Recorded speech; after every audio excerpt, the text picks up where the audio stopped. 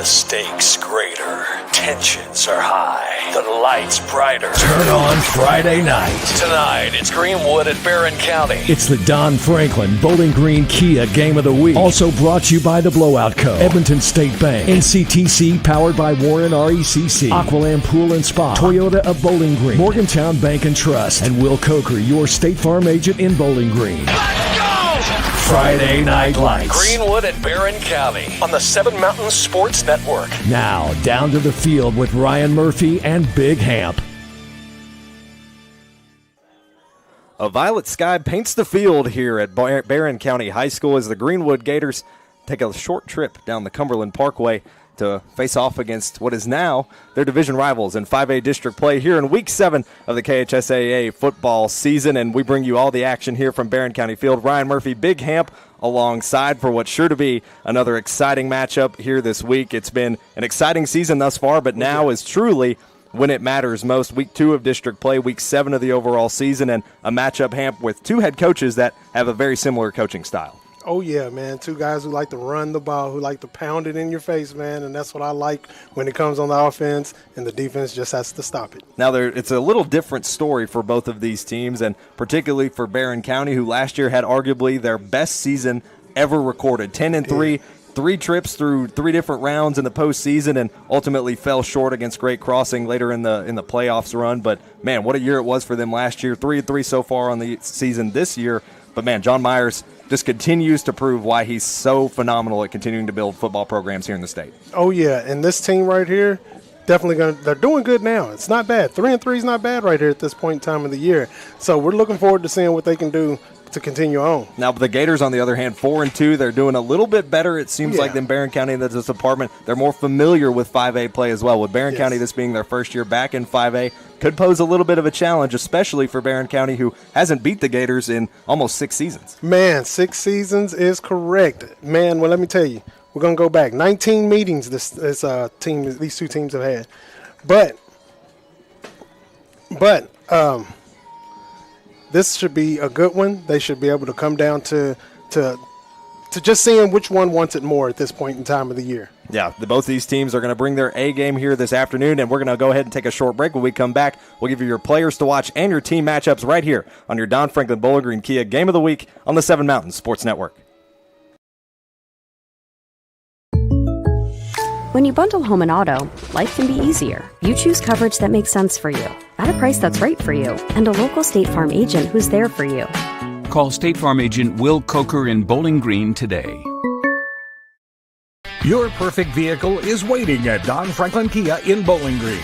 Choose from the rugged Kia Sportage, the spacious Telluride, the electrifying EV6, and more. All with Don Franklin's 10-year unlimited mile powertrain coverage. With a large inventory of new Kia models and a team of caring automotive professionals dedicated to you, Don Franklin Kia in Bowling Green is here to service all of your Kia needs. Hurry in today to Don Franklin Kia, driven by family.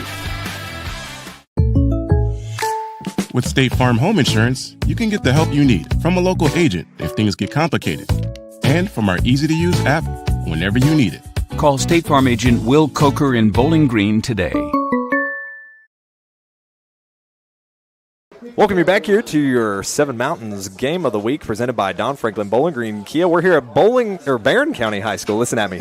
We got a lot of B's. Barren County High School, the Trojans set to host the Greenwood Gators in a 5A matchup. We'll welcome you into our pregame coverage, and Ryan Murphy, Big Hamp alongside Matthew Clark and our rest of our incredible crew here to bring you the action here tonight. It's a beautiful landscape, a perfect night for football. Fall has fully settled into the area. There's a beautiful sunset just off to our west here in this press box, and what an awesome time it's been. But both these teams coming into tonight looking to roll through to the later parts of their season. Take a look at our team comparisons for tonight between the Gators and the Trojans.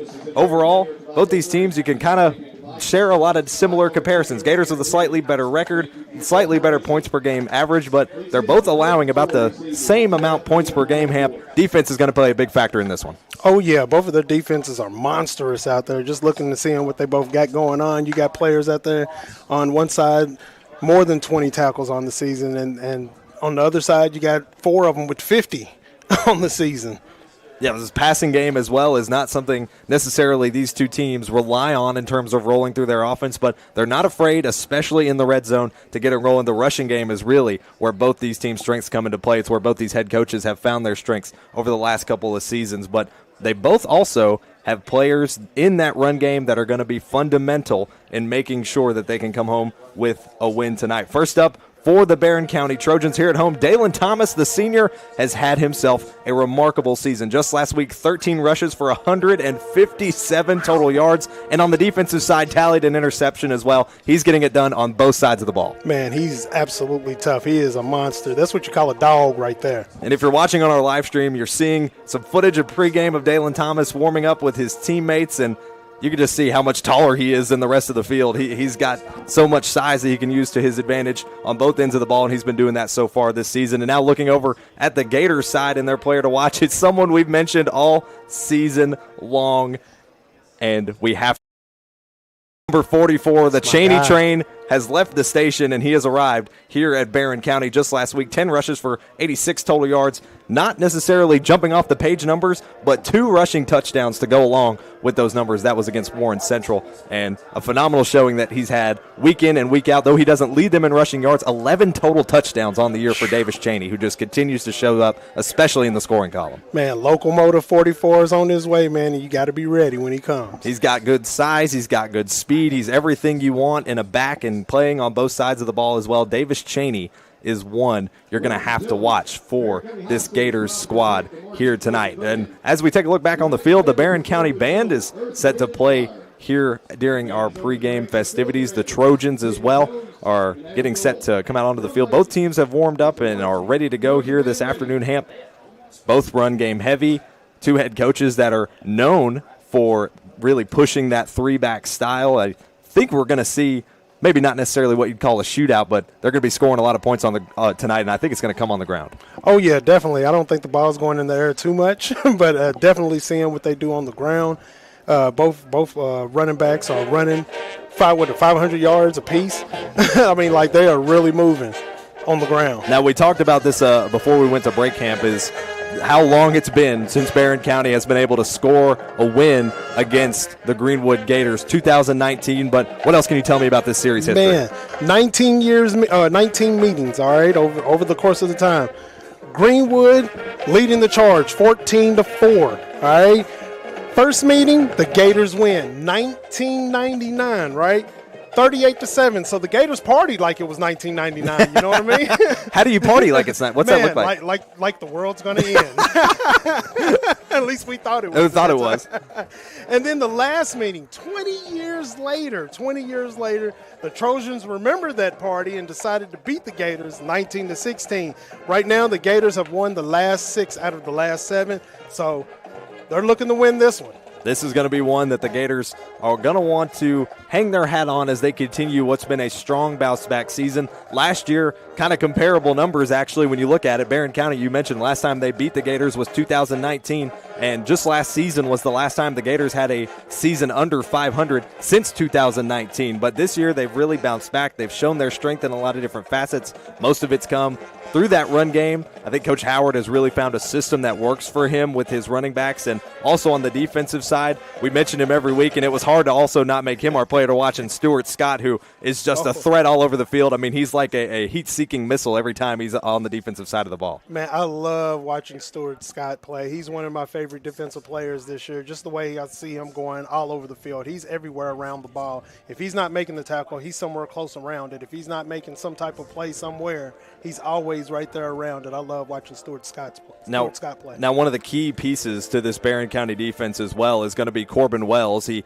was returning from the team last season, where as a junior he led the team in tackles. Just last season he tallied 141 on the season, 8 tackles for loss, and 3 sacks. He's yet to find a sack yet this season, but he's leading the team with 52 tackles and 2.5 tackles for loss so far on the year. That's going to be a huge key, arguably, in the defensive scheme tonight for Barren County, is number 26 of Corbin Wells. Oh, yeah, Corbin Wells is definitely a monster. He's one of those I was telling you that had the 50 tackles on the year. He's on the ball. He's on the move. I love seeing it. He got, 2.5 tackles for loss this year? He's looking for a sack. He's coming in. He's going to get it. He just might get it tonight. I don't know. They look hungry out there. look hungry. Now, they do have a junior who, in that sack department, has kind of been doing a little bit more of that heavy lifting, and that's Connor Thomas, the number 40, the junior, who has 4 sacks on the year. In total, the Trojans have only tallied 12 sacks on the season. So, essentially, you do the math. He's got a third of those with those 4. He does. And still Whitaker is right there behind him with 3. So those 2 guys are definitely coming in to look to make more, to have more sacks on the year. And on top of that, when you look at those 4 sacks as well, Dalen Thomas actually had 4 sacks all of last season, and that led the team all of last season. So far the team all of last year had 15. They've already got 12 on the year, so this defense is doing a great job at getting to the quarterback. Definitely. They're well on their way to doing exactly what it is that they're supposed to do as a defensive front. And they got 5 interceptions this year as a team as well. The interceptions is going to be a big part of it. Talk about Jackson Bird as well. He's one of those key pieces that's going to play a part in that. 4 interceptions last season. He was tied for 4th in the state in 6A, and he's got a couple of those on the year as well that he's going to look to continue. But as we get set through our pregame festivities and our pregame show here, we take a look at our starting lineups. First, the visiting Greenwood Gators. For the offense and Greenwood, we take a look at their starting offense. At quarterback, it'll be number 17, the senior Levi Wyatt, who's looking for his first passing touchdown since, the last time we saw him here on the Seven Mountains Game of the Week. He has not tallied a passing touchdown. Several rushing touchdowns, though, since then, about 4 weeks ago. And at running back number 1, that's Nathan Self, the leading rusher on this team in terms of rushing yards. And our player to watch at running back number 44, that's Davis Cheney, 11 touchdowns on the season. Can he make it 12 or perhaps even more going through? He's averaging almost 2 touchdowns a game through this part of the season. At wide receiver number 15, Max Eisenhower. Also at wide receiver number 10, Will Crutcher. And at tight end number 16, he's been a red zone threat all season, and the son of head coach William Howard. That's Griffin Howard starting at tight end. And your offensive line at left tackle would be number 62, Blaine Haynes. At left guard, number 79, it'll be Jackson Ryder, the junior. At center, number 67, Ben Warwick, the senior. And 2 sophomores round out your starting offense. At right guard, number 71, Lakin Bakehater. And at right tackle, number 58, that's Jackson Haynes. For the Greenwood defense, starting on the defensive line, that's number 36, Casey Coleman, number 52, Grant Turner, the sophomore, and number 53, Bryson Boggs, the junior. Rounding out that defensive line is the edge, number 38, Karen Tidwell. And Hamp, we've talked about him. He's going to be a threat tonight. He's going to be that heat-seeking missile for the Gators tonight. At linebacker number 2, that's Stuart Scott, the leading tackler for this Gators team. And also at linebacker number 27, that's Roy Bray. Rounding out that linebacker room for the starting lineup is number 56 of Cooper Hines, with 2 interceptions on the season, including a pick 6 last week against Warren Central. The senior looking to make maybe some big plays here tonight especially, and maybe even bring down another big interception. Oh, yeah. And out in the secondary at CB number 12, that's Ladarius Porter, the senior. Also at CB number 24, that's Ryder Lampert, the sophomore. Fully back from his injury that he sustained early going in the season, Treston Bailey Thomas, TBT, back in the starting lineup. Number 3, the junior at safety. And rounding out the starting defense for the Greenwood Gators at safety, number 28, that's Alex Hagan. Now for your starting lineup for the Barren County Trojans. On the offense, at quarterback, it'll be number 9, Briggs Harris, who arguably had one of the best career passing games of his career last week in that quarterback role. 7 for 11, I want to say, a little over 100 yards, 3 touchdowns as well. At halfback, number 26, Corbin Wells. He's one of those returners we talked about who will have a big impact on both sides of the ball. At fullback, number 7, it's Dalen Thomas. At wide receiver, number 3, Weston Shelton. At wide receiver, number 2, Jackson Bird. At tight end, number 27, that's Steele Whitaker. At left tackle, number 55, Grayson Billingsley. At left guard, number 56, Carson Jorles. At center, number 50, Cole Meadows. At right guard, number 66, Ethan Bertram. And rounding out the starting offense for the Barren County Trojans, at right tackle, number 63, that's the junior Tate Myatt. And for your starting offense for Barren County, at the edge, number 55, it's Grayson Billingsley, the senior. At defensive tackle, that's number 54, Sean Brody, the junior. Also at tackle, number 0, Katavian Frayer, the junior. At the edge, number 27, that's Steele Whitaker, the senior. At linebacker, number 2, Jackson Bird. Also at linebacker, number 26, Corbin Wells. And number 4, Braxton Carnes will be your starting linebackers for tonight for Barren County. Also at linebacker, number 17, Baylor Browning. In the secondary for Barren County, at CB number 13, that's Gage Driver. Also at CB number 14 is Cameron Crawford, the senior. And rounding out the starting defense for the Barren County Trojans, number 7, the senior. And our player to watch tonight is Dalen Thomas. Those are your starting lineups for tonight's Seven Mountains Game of the Week, presented by Don Franklin Bowling Green Kia. We're glad you've joined us here tonight. Opening ceremony still underway. The dance team out on the field for Hamp. What's sure to be an exciting matchup under the lights here on a Friday night. Oh, yeah, it's definitely going to be exciting, definitely going to be a great game. I'm hoping that it's going to run close. I hope it's going to be what some didn't expect it to be, just like last week's game with Warren East and Franklin Simpson. Ended up being a close game. This one very well could be a similar game as to that one from last week. Now, some other games around the region going on tonight that we're going to try to give you some updates on. Back up in Warren County, Warren Central will be at Bowling Green for their district matchup. Meade County will be at South Warren. Grayson County will be at Ohio County, and Campbellsville will be at Monroe County. I've heard that Campbellsville-Monroe County game will be arguably pretty competitive from what I'm hearing. Monroe County going to look to continue their streak and going for back-to-back district championships as well. Bowling Green Warren Central, though, Hamp, who you got in that one? Ooh, that's going to be tough right there. Both teams are looking about, to me, closely and similar to one another. Bowling Green, of course, I'm going to pick them to win, and it's going to be a pretty good game. Pretty good game. Hopefully it will reignite what was there once before. What Warren Central may lack in size, they have in spirit with second-year head coach Jeremy Harness, and he's going to see if he can power past a strong Purples team here tonight. Also, South Warren is hosting Meade County for what is only their third home game of the season on that new turf over at South Warren. How do you think those two teams match up, especially for a Meade County team that's winless so far through the season? I think South Warren, it might just be just a bit too much for them. Just a bit too much for them. Yeah, South Warren is just both teams. I'm not saying are not coached well or anything like that. It's just South Warren is just a little bit hungry in this 6A right now. They first year in 6A. They're going to look to make a point here, as is Barren County in their first year in 5A. As we step aside, when we come back, we'll have your kickoff right here on your Don Franklin Bowling Green Kia Game of the Week on the 7 Mountains Sports Network. At Morgantown Bank and Trust, a home equity line of credit offers you flexible access to the value in your home. With 5.99% introductory interest rate for the first 6 months, all the cash you need is right under your roof. Call today. I want to buy this truck, man. This is perfect. It is a beautiful truck. Do you want to see the inside? Is it available? Yeah, sure is. Is it available? I just said it was. Hey, how many miles has it got on it? Just over 30,000 miles. Still practically new. But it's got rain on it. What? Do you want to see the inside? Do you have any questions? No. I have to think about it. Also, it has rain on it.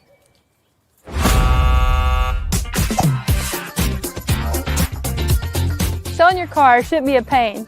Bring your vehicle out to Toyota Bowling Green and we'll make sure you get taken care of.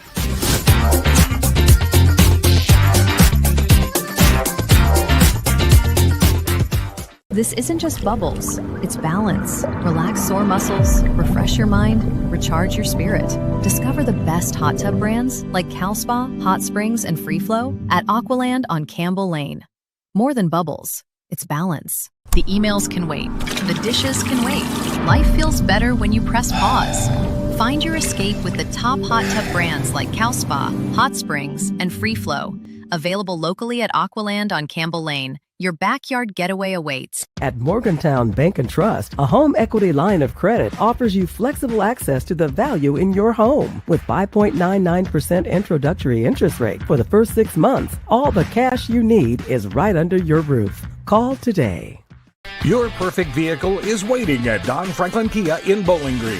Choose from the rugged Kia Sportage, the spacious Telluride, the electrifying EV6, and more. All with Don Franklin's 10-year unlimited mile powertrain coverage. With a large inventory of new Kia models and a team of caring automotive professionals dedicated to you, Don Franklin Kia in Bowling Green is here to service all of your Kia needs. Hurry in today to Don Franklin Kia, driven by family.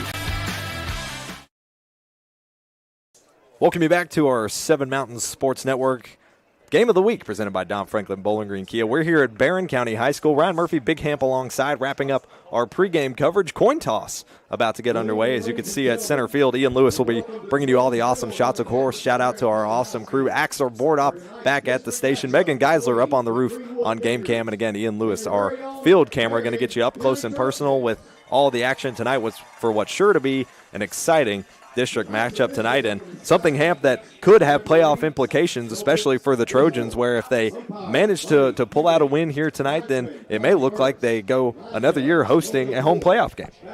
That would be good for them, absolutely. That would be absolutely good for them. Greenwood looks like they're going to definitely make a big push in 5A this year, and looking forward to see what happens, man.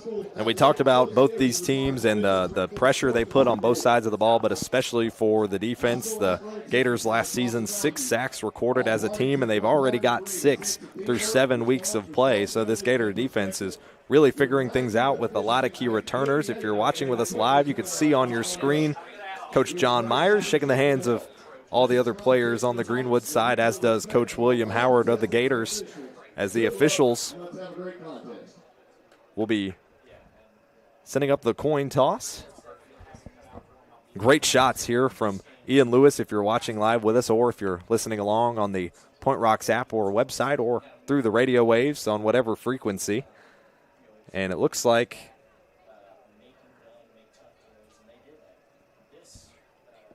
Barren won the coin toss, and they're going to defer until the second half. So we will see the Gators with the ball for the first time tonight. Uh-oh. Oh, actually, no. Here comes the coin toss. Oh, they already did do the coin toss. So we'll see the Gators offense first here tonight. And the Trojans having deferred to the second half. Hamp, we've seen over the last couple of weeks what that can do for a team. We saw it last week with Warren East and how that really helped them by having the ball first. It only took a couple of plays for them to get back to the end zone. And it's something that could ultimately pay off in a second half if you're trailing and need something to happen early coming out of the half. Oh, yeah. If you defer to that second half, one, you're showing that you kind of trust your defense right off the bat.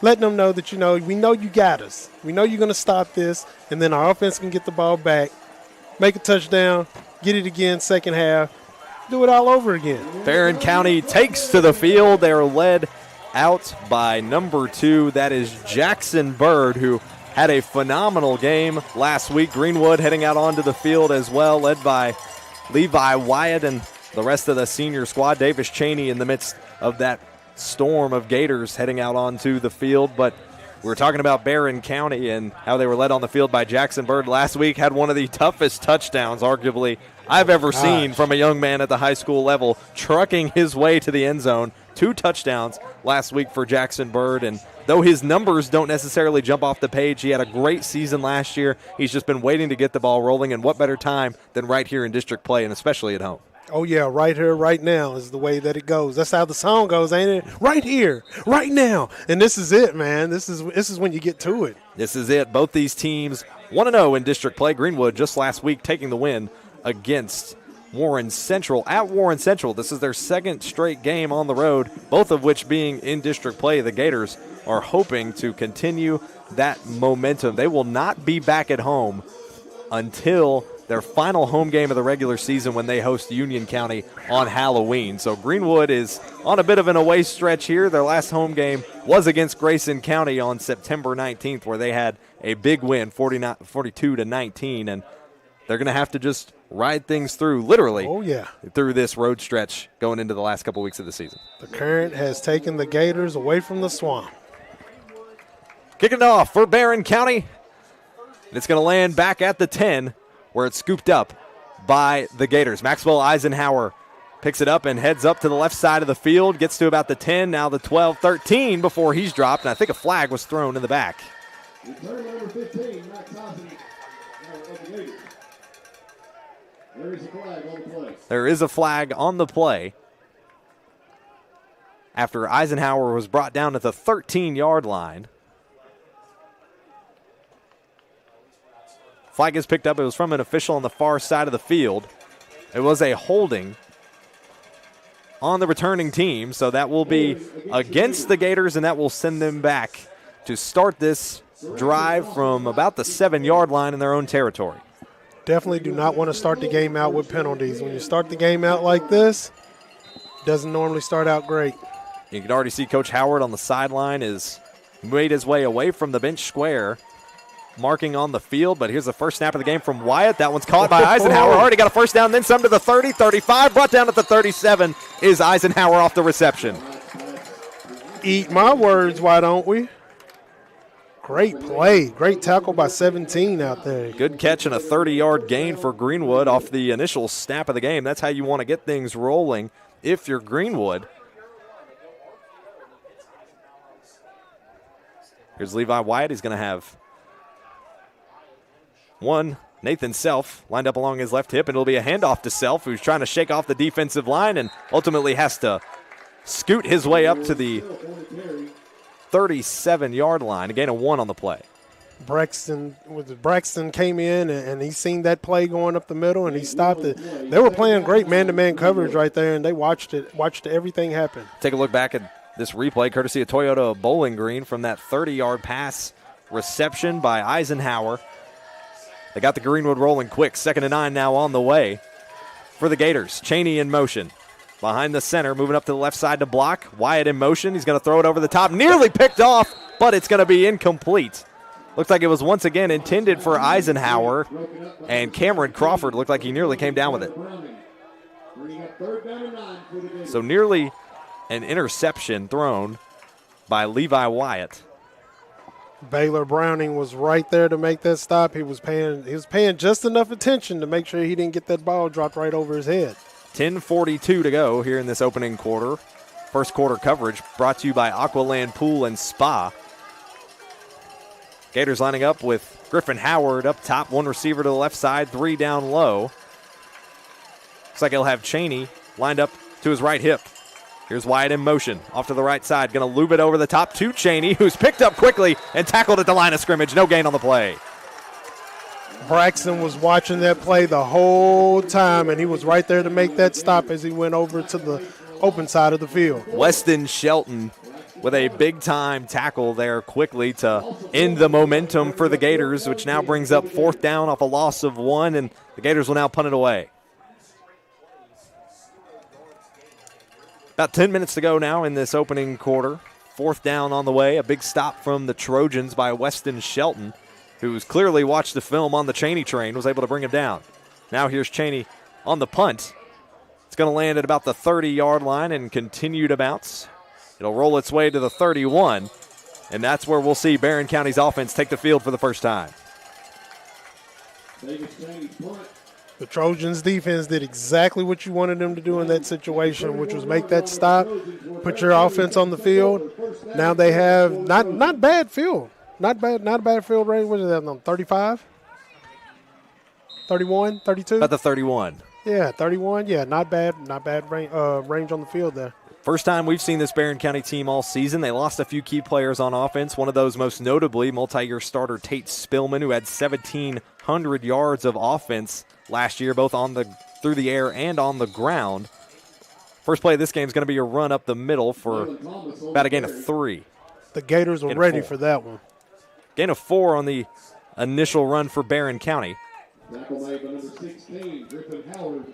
Griffin Howard on the tackle is Dalen Thomas on the run. 9:30 now to go in this opening quarter, presented by Aqualand Pool and Spa. It'll be 2nd and 6 on the way for Barren County. And their opening drive of the football game. Here's the snap. Fakes the handoff. This time it ends up in the hands of 26 for Barren County, who runs past that first down marker. And that'll move the chains for another blowout first down. TBT with his first tackle on the night. Quick look courtesy of Toyota Bowling Green. Brought down quickly, just like you mentioned, Hamp, by TBT for the Gators, who's been back in the starting lineup over the last couple of weeks, had an injury early in the season, but has made his way back into the starting rotation in the secondary, and someone they're going to rely on the defensive side of the football. There's going to be the handoff, this one to Bird, who carries it past the 50-yard line before he's brought down. Gain of 5 on the play. 3 straight run plays to open their first offensive drive for Barren County. Cooper Hines came scraping over here to the right side, and he made that stop. And now a timeout. And it's an official timeout on the field after that 5-yard run play by Jackson Bird. Brings up 2nd and 5 for Barren County. Both teams back in their huddles. You can see the huddle here for Barren County. Talking things over, their first offensive drive, they did win the coin toss, chose to defer to the second half. Defense showed up big on a 3rd down stop for Greenwood's opening drive and stopped Davis Cheney for a loss of 1 that brought up 4th and 10. And now Barren County has had 3 positive plays and a first down so far in this drive. Biggest gain of 8 was by Corbin Wells. First quarter coverage brought to you by Aqualand Pool and Spa. Aqualand is family owned and has been serving South Central Kentucky for over 40 years. They specialize in pools above ground, semi-in-ground, and custom in-ground, plus therapeutic hot tubs, saunas, and cold plunges for year-round comfort. Visit aqualandfun.com for more information. That's tonight's first quarter. It is brought to you by Aqualand Pools and Spa, 40 years of trust. Both teams still on either sideline. Looks like we have an injury timeout on the field. A Barren County player is down about the 49-yard line. And as we are still in this official timeout period, we'll go ahead and step aside, and we'll be back as both these teams are tied up 0-0 with about 8.5 minutes to go here in this first quarter on your Don Franklin Bowling Green Kia Game of the Week on the 7 Mountain Sports Network. When you bundle home and auto, life can be easier. You choose coverage that makes sense for you, at a price that's right for you, and a local State Farm agent who's there for you. Call State Farm agent Will Coker in Bowling Green today. With State Farm Home Insurance, you can get the help you need from a local agent if things get complicated, and from our easy-to-use app whenever you need it. Call State Farm agent Will Coker in Bowling Green today. Welcome you back to the 7 Mountain Sports Network for the Don Franklin Bowling Green Kia Game of the Week. We had an officials timeout for an injury on the field, and it was the starting right guard for Barren County, Ethan Bertram, the junior, who was able to get helped up and back to the sideline. But a little bit of a trick play here intended for Jackson Bird, nearly picked off, broken up. It's incomplete. Ooh, as he was running to the right side, he was under distress as he was throwing that ball. He almost intercepted that. A little bit of a reverse flea flicker, and then it was eventually thrown by Briggs Harris and incomplete, intended for Jackson Bird across the flat, and that'll bring up 3rd and 5. Barren County will have their 3rd and 5 at Greenwood's 49-yard line. About 8 minutes to go in this first quarter. Barren County's wearing their home burgundies with the yellow stripes on the shoulder pads and their burgundy helmets plus their yellow pants. Greenwood wearing their all-white uniforms with that Gator logo on the helmets. Bird in motion now for Barren County. Lining up under center is Briggs, who then hands it off to Bird, who meets a wall of Gators at the 48-yard line and is forced backwards. Yeah, it looks like there was some miscommunication in the backfield there. Gain of 2 on the play for Bird. Back-to-back run plays for Bird from Barren County. That'll bring up 4th and 3.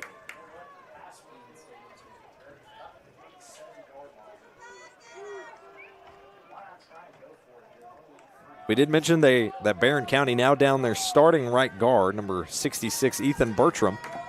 But Barren County quick to go for it here. Under center is Briggs. And they'll call a timeout. Ooh. Barren County calls the timeout. Anticipation was building for them to go for it there on 4th and 3. And it seems like head coach John Myers might be thinking better of it here as they're going to hope for at least that 3-yard gain or more in Gators territory. But that could be tough here if you're down one of your starting linemen. Oh, yeah, and they tried to get them to jump off sides right then, but Gators held strong and didn't fall for the bait. Head coach John Myers in the huddle with his team. The Gators heading back out onto the field. Their job in some ways is a little more simple than most. 4th and 3, you just got to get a stop and prevent those yards from coming across the line of scrimmage. You don't want to give up another blowout first down in your own territory, but Barren County has been rolling slow. Greenwood, through the opening play of the game, had a 30-yard pass reception from Levi Wyatt to Maxwell Eisenhower. And after that, they had a run of 1 and then a loss of 1, plus penalties, forced them to punt on a 4th down. Now here's Barren County, who will choose to punt this one away. On the punt is Bird. It's going to land about the 20 and bounce to the 17, I believe. 17-yard line is now where Greenwood will pick it up for their second offensive drive of the game. Great defensive stance by both defenses here. They both got stops, stops on downs, or punts, actually. And, man, this is the way you want to start out. If you're a defense, you want to be able to make sure that you're not going to let that offense do what they feel like they can come here to do. We mentioned Levi Wyatt and how in that opening drive he had by far the biggest gain for the Gators, a 30-yard pass to Max Eisenhower. And so far on the season, he's not put up bad numbers, but last week was a game he'd rather soon forget. 2 interceptions, but this time they're going to run the football, hand it off to Nathan Self, who heads up the left side, trying to shake multiple Trojans off his path, and won't be able to do so. It'll be a loss of 1 on the play from Self. It was way too many Trojans out there for him. Gator couldn't get away from that net. So 4 run plays and a pass play so far for the Gators. None through the air contributed for Barren County, or at least none that fell down. Several incompletes in that regard. We'll see if Levi Wyatt tries to air it out here. He'll have Nathan Self lined up on his right hip. 1 receiver to the right side, 2 to the left, and a tight end on the line. From their own 17, here's the snap. Handoff to Self. Self this time's got a blocker. Short gain there, gets past the 20-yard line and will get brought down about the 21. Gator down. Should bring up 3rd and 5. Self slow to get up. His helmet is off, and now he will head to the sideline and will get replaced by Cesar Ortega. Gain of 6 on the play for Self. So Self heading back into those positive numbers. 6 total rushing yards for him tonight off that run. Back up here in the shotgun. 3 receivers to the right side in the diamond. 1 to the left for Levi Wyatt. Snaps on the way. 6 minutes to go in the first quarter. Still tied up 0-0 between the Trojans and Gators. Here's the snap. Off the screen to Cheney.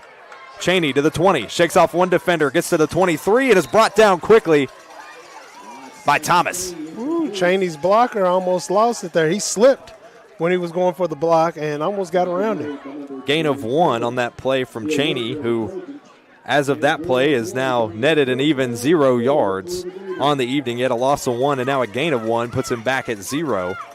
Clearly this Barren County team has been watching the defensive tape on the Cheney train and make sure that they don't give him an inch. Oh, yeah, they're making sure that they're stopping it. It looks like both teams have decided to say, you know what, your run game is not happening tonight. So gain of 1 on that play for Cheney, who will now be the one to punt it away, and it's tipped away by the Trojans. It'll fly out of bounds.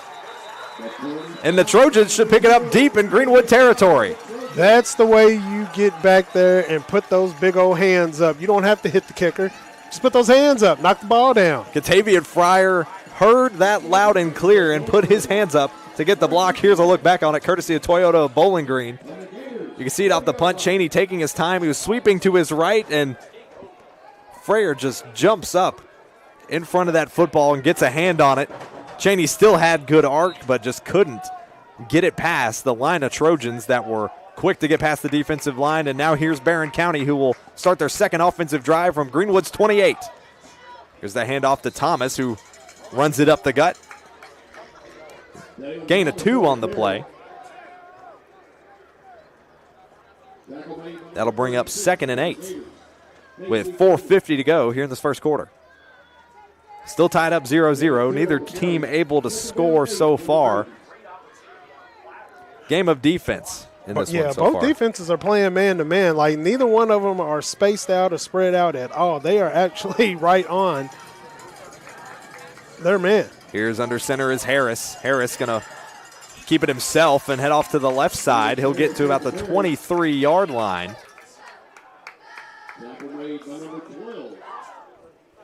Gain of 3 on the play from the QB keeper.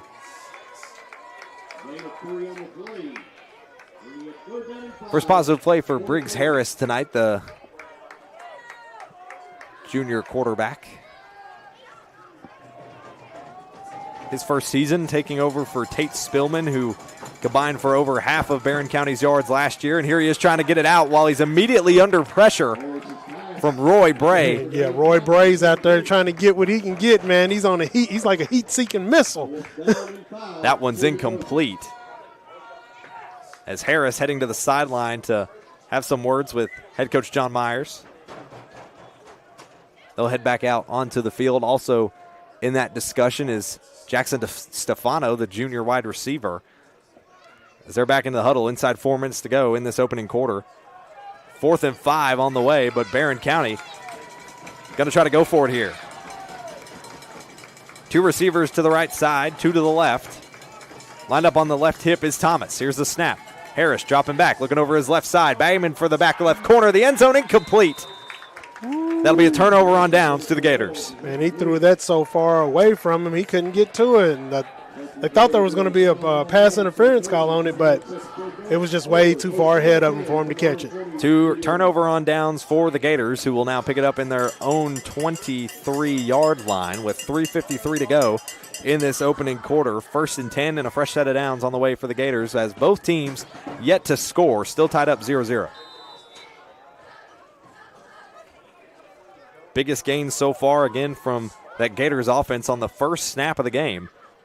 Can Levi Wyatt recreate some of that in the passing game? He's going to try to do it with Eisenhower once again, who gets past the 45, shakes off a defender, now past the 50, heading down the right side to the 40, 35-30, 25-20. Brought down at the 18-yard line is Eisenhower. Flex on him, young man. Woo-wee.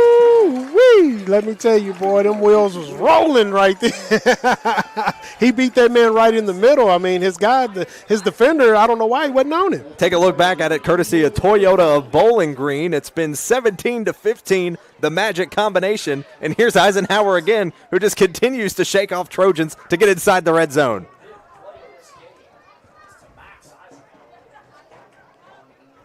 It was like his defender just let him go.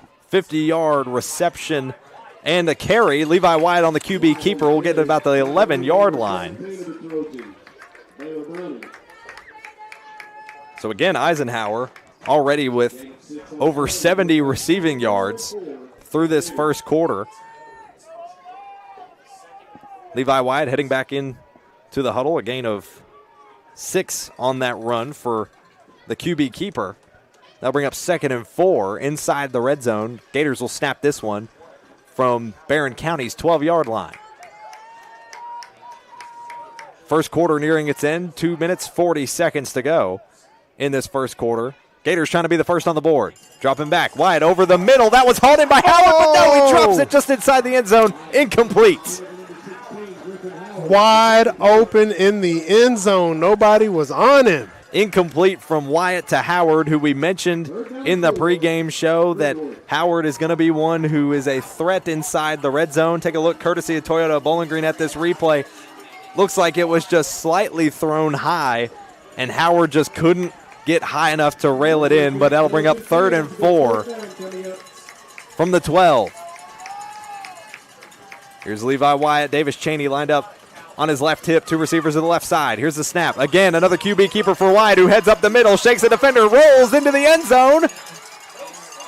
No sign. He's going to be called short at the 1. Wow. So 1st and goal now. It looks like Levi Wyatt was able to breach the end zone, but he was brought down quickly. You saw it there in our Toyota Bowling Green replay, as I think we're going to see them try to punch the gut here with Davis Cheney. Keep an eye on the direct snap. Under center is Warwick for the Gators. Here's the snap to Cheney. Heads up the right side through the B gap into the end zone for his first Edmonton State Bank touchdown of the night. The Cheney train is rolling in Barren County.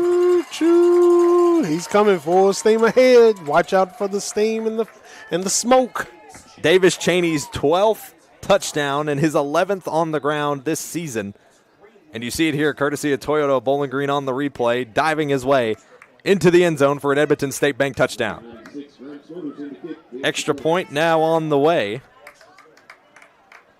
In that position right there, it's hard to stop the locomotive 44 as it's rolling downhill on you. Graham Smothers to kick the PAT is on the way. It's up, and it is good. So a 7-0 lead for the Gators with 1:57 to go in this first quarter. The Davis Cheney train has already struck here early.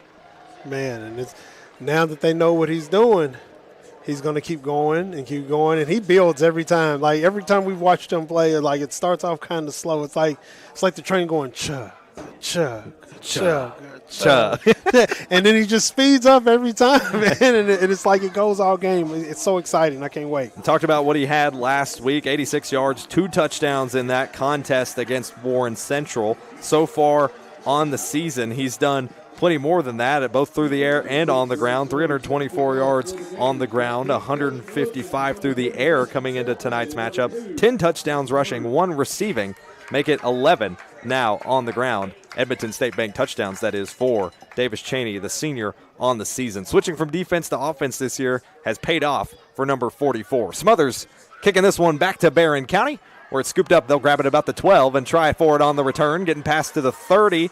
Now to the 35. It looks like the ball's out at the 35. A group of Trojans jumps on top of the football. I think they managed to keep possession. And Barren County's offense will head back out onto the field. Ball was knocked out at the 35, but able to be recovered by Barren County. Here's the return and this replay courtesy of Toyota Bowling Green. Right there you see the ball come out. And just luckily the Trojans able to jump on top of it. That was number 34, Tyler Pursley, the junior, who was able to save the football. Man, I don't think the Gators eat chum, but I tell you what, they jumped on it like it was chum thrown out in the water. They were all over that ball. Trojans fight on here with 1:50 to go in the first quarter. They trail 7-0 to the Gators, who struck first with a 1-yard rushing touchdown from Davis Cheney. Under center, the direct snap from Harris. We'll get what looks like a gain of 2 on that play. That'll bring up 2nd and 8. 2nd and 8 on the way for the Trojans. Haven't seen Thomas break out for a big run just yet. He's had 2 so far on the night for a total of 6 rushing yards.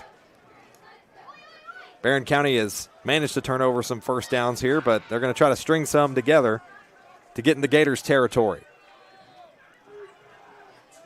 Lining up under center will be Harris. Here's the fake pitch. Throw it off to the left side. That one's hauled in. Gators, heat-seeking missile, brings him down at the 37-yard line.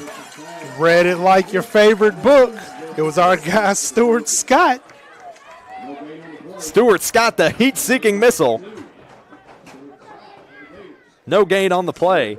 Off that pass, it was brought in by Weston Shelton, the sophomore wide receiver, who as soon as he brought down the ball and spun his way back to try to get his feet underneath him, just had nowhere to go. 3 Gators were already there. Stuart Scott was the first to the scene. 30 seconds to go in this first quarter with the clock winding down. Barren County may try to go for one final play as time expires. 3rd and 8 for the Trojans.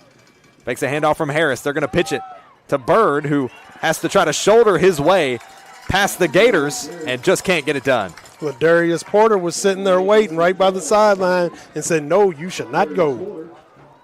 Jackson Bird with a gain of 1 on the play. That will run out the clock in this first quarter and bring up 4th and 7 for the Trojans. But it's been all Gators so far. It was a big second drive for the Gators. They now lead 7-0 over Barren County. Can they keep it rolling, or will Barren County respond here on 4th down? You're tuned into your Don Franklin Bowling Green Kia Game of the Week on the 7 Mountain Sports Network. At Morgantown Bank and Trust, a home equity line of credit offers you flexible access to the value in your home. With 5.99% introductory interest rate for the first 6 months, all the cash you need is right under your roof. Call today. This isn't just bubbles, it's balance. Relax sore muscles, refresh your mind, recharge your spirit. Discover the best hot tub brands like CalSpa, Hot Springs, and Free Flow at Aqualand on Campbell Lane. More than bubbles, it's balance. The emails can wait. The dishes can wait. Life feels better when you press pause. Find your escape with the top hot tub brands like CalSpa, Hot Springs, and Free Flow. Available locally at Aqualand on Campbell Lane Your backyard getaway awaits. At Morgantown Bank and Trust, a home equity line of credit offers you flexible access to the value in your home. With 5.99% introductory interest rate for the first 6 months, all the cash you need is right under your roof. Call today. Gators bend them boys as we start the second quarter. The punt is landing about the 37-yard line in Gators territory, and Levi Wyatt and this Greenwood offense head back out onto the field after Barren County was forced to punt it away. Gators lead 7-0. Here's Wyatt out of the shotgun, handed off to Cheney, who's going to try to keep this train rolling. Nearly gets tripped up at the 40, shakes 2 defenders, past the 50, brought out of bounds at the 45. You can't arm tackle the train, man. You got to wrap that bad boy up like a Christmas gift. If you don't, it's just going to run all over you. 18-yard run for Davis Cheney, who adds to his night after a 1-yard rushing touchdown in that first quarter. Put the Gators on the board. They now lead 7-0. Gators in their all-white uniforms. Now be moving from right to left on your screen if you're watching with us live. Barren County moving from left to right. Here's the handoff to Eisenhower off the pitch, who gets a short gain to about the 42-yard line. 11:20 to go in this second quarter. Gain of 4 on the play from Eisenhower. Gain of 5 on the play, actually, there for number 15, who has had himself a game. He's already nearing 100 yards receiving just through that first quarter. And that first play of the game, the very first snap, did a big part of that, a 30-yard pass reception from Levi Wyatt to Eisenhower. Got him some gains. They weren't able to score, but it was the second drive that ultimately got them that benefit. And as we hand it off to Cheney, trying to get back to that original marker. Got a flag in the backfield. Flag in the backfield with Cheney on the run for no gain. And it'll be a holding on the offense. So regardless of a gain or not by Cheney, that will be diverted as they'll get sent packing backwards. I would say the Gators don't want to do this, but the last time I said that, they went for about 20 yards on a pass, so I'm not even going to say that. Gators, do what you do. Loss of 10 on that play will bring up a repeat second down. It'll be 2nd and 15, or 2nd and 16 now, it appears, on the way for the Gators.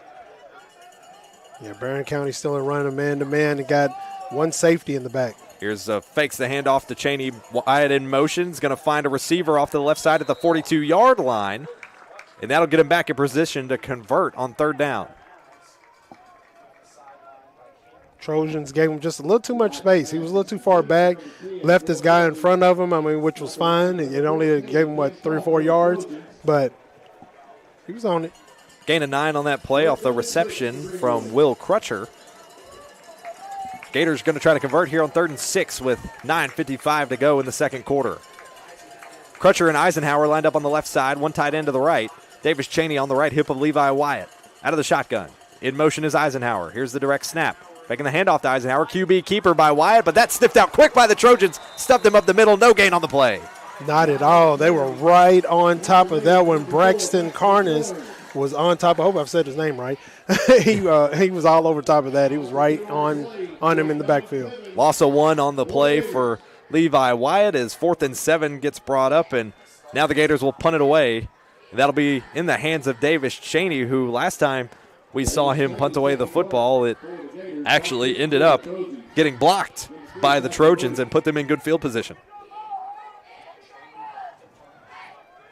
Weren't able to capitalize, but can they do it again and give their offense a shot? Cheney's going to get it off back to the 15. It'll bounce around the 14, land at the 8, bounce to the 5, 6, 3, the 2, still rolling to the 2-yard line. That's a punt.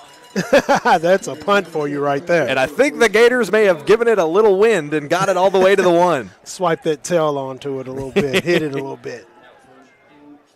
Gators, with the punt by Davis Cheney, will now put the Trojans back at their own 1-yard line. They'll have to fight their way out of a deep hole here. They'll have their backs against the end zone with 8:52 to go in the second quarter. Greenwood going to go for the pressure. Under center is Harris on the snap. They're going to hand it off to Thomas. Hoping for something big. They get out to the 4. Gain of 3 on the play. Gators decided everybody's going to stop it right there in the middle of the field. They knew that it was coming right there in the hole. They've been watching film. Dalen Thomas, who hasn't broken out on one of his textbook big runs we're used to. His biggest run of the night so far was 4 yards on the opening offensive snap of the game for Barren County. 8:19 to go in the second quarter. Under center, here's the snap from Harris. Again, another handoff on the run play. Stuffed and sent packing is Dalen Thomas. You can see the frustration on 7 right now. Helmet is off. He's got to come off the field for a play. But he's obviously very frustrated at that stop. Thomas' helmet came off in the scuffle, and he'll head out to the sideline. Going in is Briggs Harris, the quarterback, who had a little bit of a brief discussion with head coach John Myers. As now Barren County at a 3rd and 7 from their own 4-yard line. Still trying to dig themselves out of some trouble. Under center is Harris. They'll hand it off the side. Here's the run. Up to the 20. Past the first down marker to the 30. 35, 40. 45 brought down. Barren County with the run they needed from number 26. What a run, Corbin Wells. Man, if it wasn't for Stuart Scott, he made that save, but that was a great run. Over 30 yards, that run from Corbin Wells, who we mentioned in the pregame show was going to be a big factor on both sides of the ball. And just look at that space he creates. Stuart Scott had to run him down from way back, and even then, took him a while to wrap him and bring him down at the 45.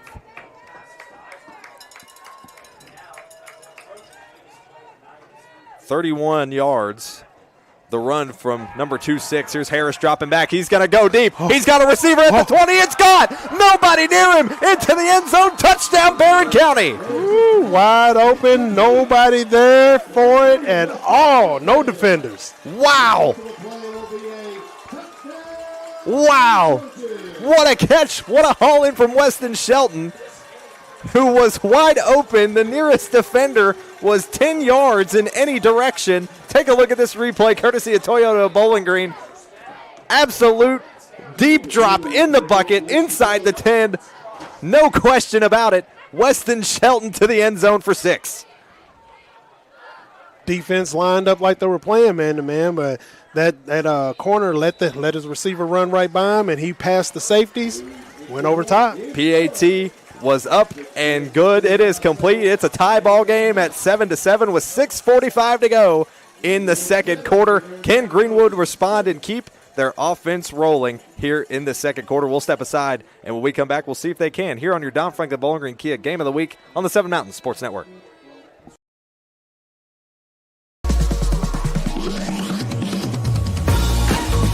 You don't just work here. You show up and you grow. And to serve your customers well.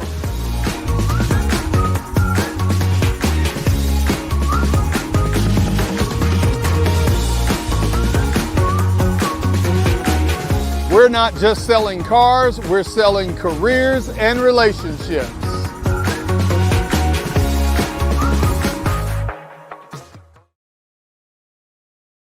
Welcome you back here to second quarter coverage on your Don Franklin Bowling Green Kia Game of the Week on the 7 Mountain Sports Network. This second quarter coverage brought to you by Morgantown Bank and Trust, serving Bowling Green, Morgantown, and now Beaver Dam. Visit one of our locations today. 6:45 to go here in this second quarter as Barren County is going to return this back to Greenwood, and they'll pitch it off to Self, who drops the football at the 13-yard line, scoops it back up, has to shake a couple of defenders, and gets brought down just past the 20. Ooh, he almost escaped one there. He almost escaped one. Barely got away on that one. 6:37 now to go in the second quarter. We're now tied up 7-7. It was Greenwood who struck first off a 1-yard rushing touchdown from Davis Cheney, which was set up nicely by a 50-yard pass reception from Levi Wyatt to Max Eisenhower. And now we're all tied up after a 55-yard passing touchdown from Briggs Harris to Weston Shelton, the sophomore wide receiver, with his first touchdown of the season. Here's the pass from Wyatt. He's got Eisenhower again, caught at the 50, now to the 40, brought down at the 33-yard line. The 17-15 connection cannot be stopped. Man, went right over him on that one. The defense had no clue what happened right there. 14 is just looking around like Cameron Crawford is like, what in the world just happened here? Take a look at this replay, courtesy of Toyota of Bowling Green. What a way to open this offensive drive. Then with this catch by 15, what a play and a good defensive stop there for Barren County to stop the bleeding. Over 40 yards the pass. Here's Levi Wyatt on the QB keeper who gets past the 30 to the 25. It'll be about a gain of 4 on the play. Gain of 4 on the QB keeper. This Greenwood offense is using great pass and run to set up each other, and they're doing very well right here, right now. The Barren County defense is definitely on their heels at the moment. 5.5 minutes to go in this second quarter. We're still tied up 7-7 between the Gators and the Trojans. Gators wearing their all-white uniforms. Barren County wearing their home burgundies and their yellow pants. They're moving from left to right to score. Greenwood with possession of the ball now, moving from right to left. And it'll be a timeout called by the Gators to maybe try to ice the defense a little bit here with 5:21 to go in the second quarter. It'll be 2nd and 6 when we get back to play. Again, we look down the scoring sheet, and a 31-yard run from Corbin Wells ultimately set up the 55-yard pass from Briggs Harris to Weston Shelton for Barren County. That's what tied things up. 55 yards, Hampton. When you saw that play, again, you mentioned it, how the safeties were so spread out. He had 10 yards between the next and nearest defender. There was nobody there. It was wide open. It was wide range. The battlefield was there for the taking. It was absolutely an amazing play. Like I said, both teams are setting up the pass and the run absolutely wonderful. They're back and forth in it, and it looks like we might get another score here. Another score potentially in the cards for the Gators. It'll be 2nd and 6 as they head back out onto the field and will huddle up at about the 31-yard line. They'll snap it here on 2nd and 6 from Barren County's 26. Tied up 7-7. Here come the Gators quick out of the huddle. Wyatt with Cheney on his right hip. 2 receivers to the left side, 1 tight end to the right. In motion is Eisenhower, faking the handoff. Deep ball. This one to Cheney. Cheney going to try up a wrestle and intercepted. Jackson Bird with another interception on the season. Woo-hoo. Man, that was right to him. Cheney, man, I mean, he was right there for it, but Bird was just there. You could see Cheney almost in desperation looking over the top of Bird's head. He tries to haul it in, but what a moss from Bird, who goes up and brings it down for another interception on the season. That was a big-time step up right there. That stopped from what could have been another score, man. Jackson Bird in his junior season last year in 6A was tied for 4th most interceptions in the state and is now bringing that ability to Barren County this year. They're going to run it here off the interception from their own 8-yard line. Looks like it'll be a gain of 4 on the play. Gain of 3. Bring up 2nd and 7.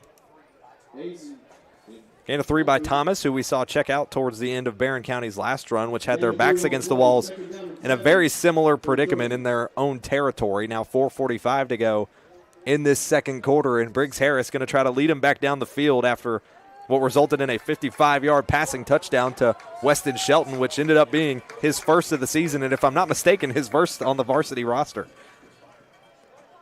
Here's the handoff up the middle, but swarm of Gators send the Trojans backwards. Yeah, it was just way too many Gators for them to get out of that one. No gain on the play will once again bring up 3rd and 7. 4 minutes, 10 seconds to go in this second quarter. We're still tied up 7-7. Barren County taking their time, talking things over in the huddle. So an interception for Levi Wyatt. That's his 3rd in the last 2 games. 3:50 now to go here in the second quarter. Bird in motion. Under center is Harris, and they'll call a timeout just before the football is snapped. And that'll actually be a delay of game penalty against Barren County. You know, I was beginning to think they were in the huddle for a little longer than felt normal, at least for me. I was thinking the same. I was thinking the same thing. They are really trying to figure this out. There's been miscommunications over here throughout the game. If anybody's had seen and watched, there has been definite frustration over the miscommunication. It'll be 3rd and 11 now for the Trojans, who once again have their backs against the wall, but a timeout will be called here to maybe draw something up to convert on a crucial 3rd down with 3:22 to go in the second quarter. Yeah, this is just they are really trying to get it together at this point in time. The Greenwood Gators, like I said, they've done their homework. They have really studied what was going on and how they play, and they have really put helmet to number 7. They have really stopped him from doing what he's used to doing.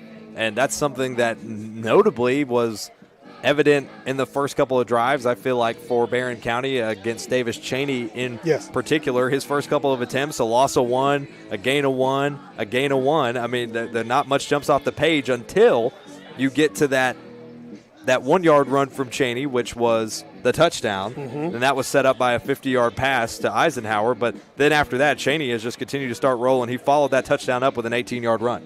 Man, he gets warmed up, and once he's good to go, he's ready to go. Now we know what Locomotive 44 is going to do. Just got to take him off the ice. Oh, yeah, that's it. All right, I'm good, guys. That's it. 3:22 to go in this second quarter. 3rd and 11 on the way for Barren County. They called the timeout. They had a chance to talk things over. They'll have 3 receivers to the left side, 1 to the right, and Thomas along the right hip. Thomas to block. Back. They're going to throw deep. This could get picked off. No, it'll land about the 32-yard line. There is a flag on the play. There is a flag. It could be pass interference against the Gators. Now, I don't agree with this, but they're going to call it. There was contact down the field. There was contact. It was hard to tell. It'll be a holding on the Gators. And that will now shove Barren County from 3rd and 11 to now 3rd and 1, a much better scenario here for the Trojans. Oh, yeah. I thought it was going to be a pass interference, but, I mean, I could see where the hold would come into place. Yes. I mean, when he bumped him, he kind of held him there a little bit. So when little tug on the jersey. Oh, yeah, behind. That's it. When you grab that jersey, hold. Lining up under center. Here's the snap to Thomas. Thomas up the middle, looking to get some help from behind, and he'll get sent backwards. No gain on that 3rd down for Barren County.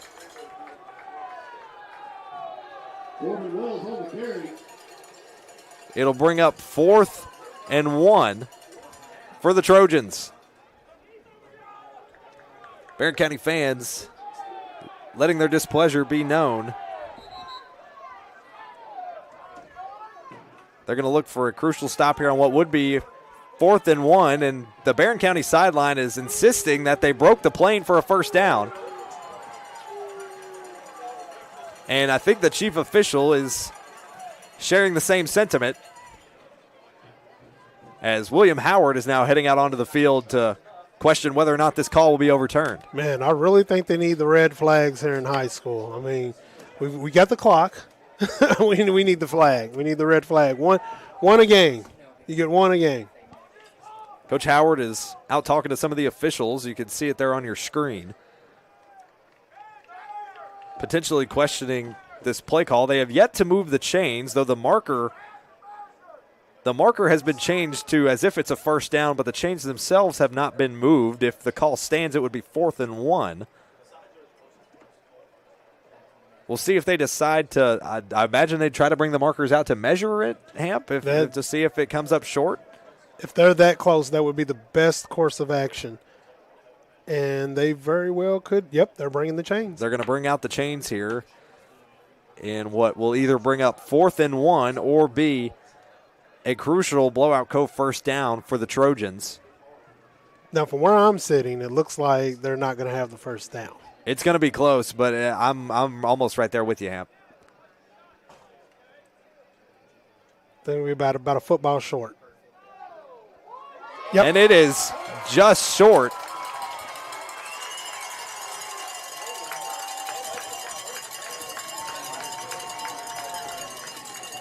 But the Barren County fans are cheering.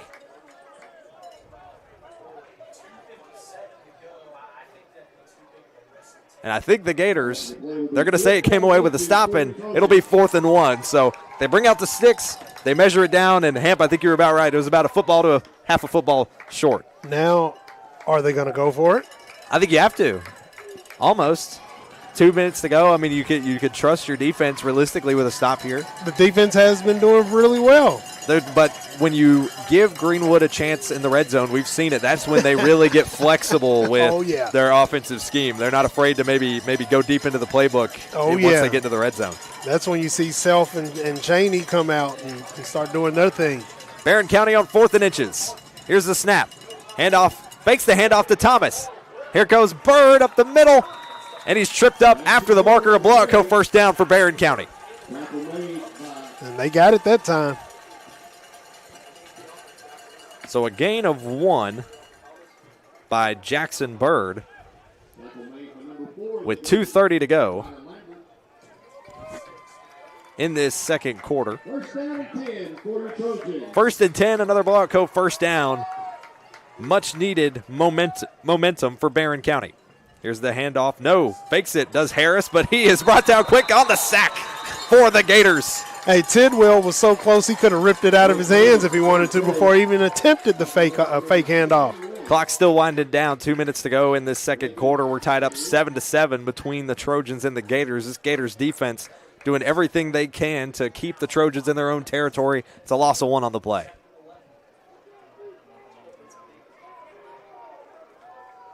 Yeah, you had Tidwell get back there, and then Stuart Scott said, hey, man, I'm going to help you clean this up. That was a loss of 1 on the sack to Briggs Harris, the junior quarterback. Consistently lining up under center, and he'll do the same here with 1 receiver to the right side. He'll send 2 in motion off to the left. Under center, here's the snap. Making the handoff. Harris looking for a deep ball. Now having a breakaway off to the left side. QB keeper past the 20, past the 25, putting off the afterburners to the 30. Knocked down just short of the first down marker, gain of what looks to be about 10 on the play.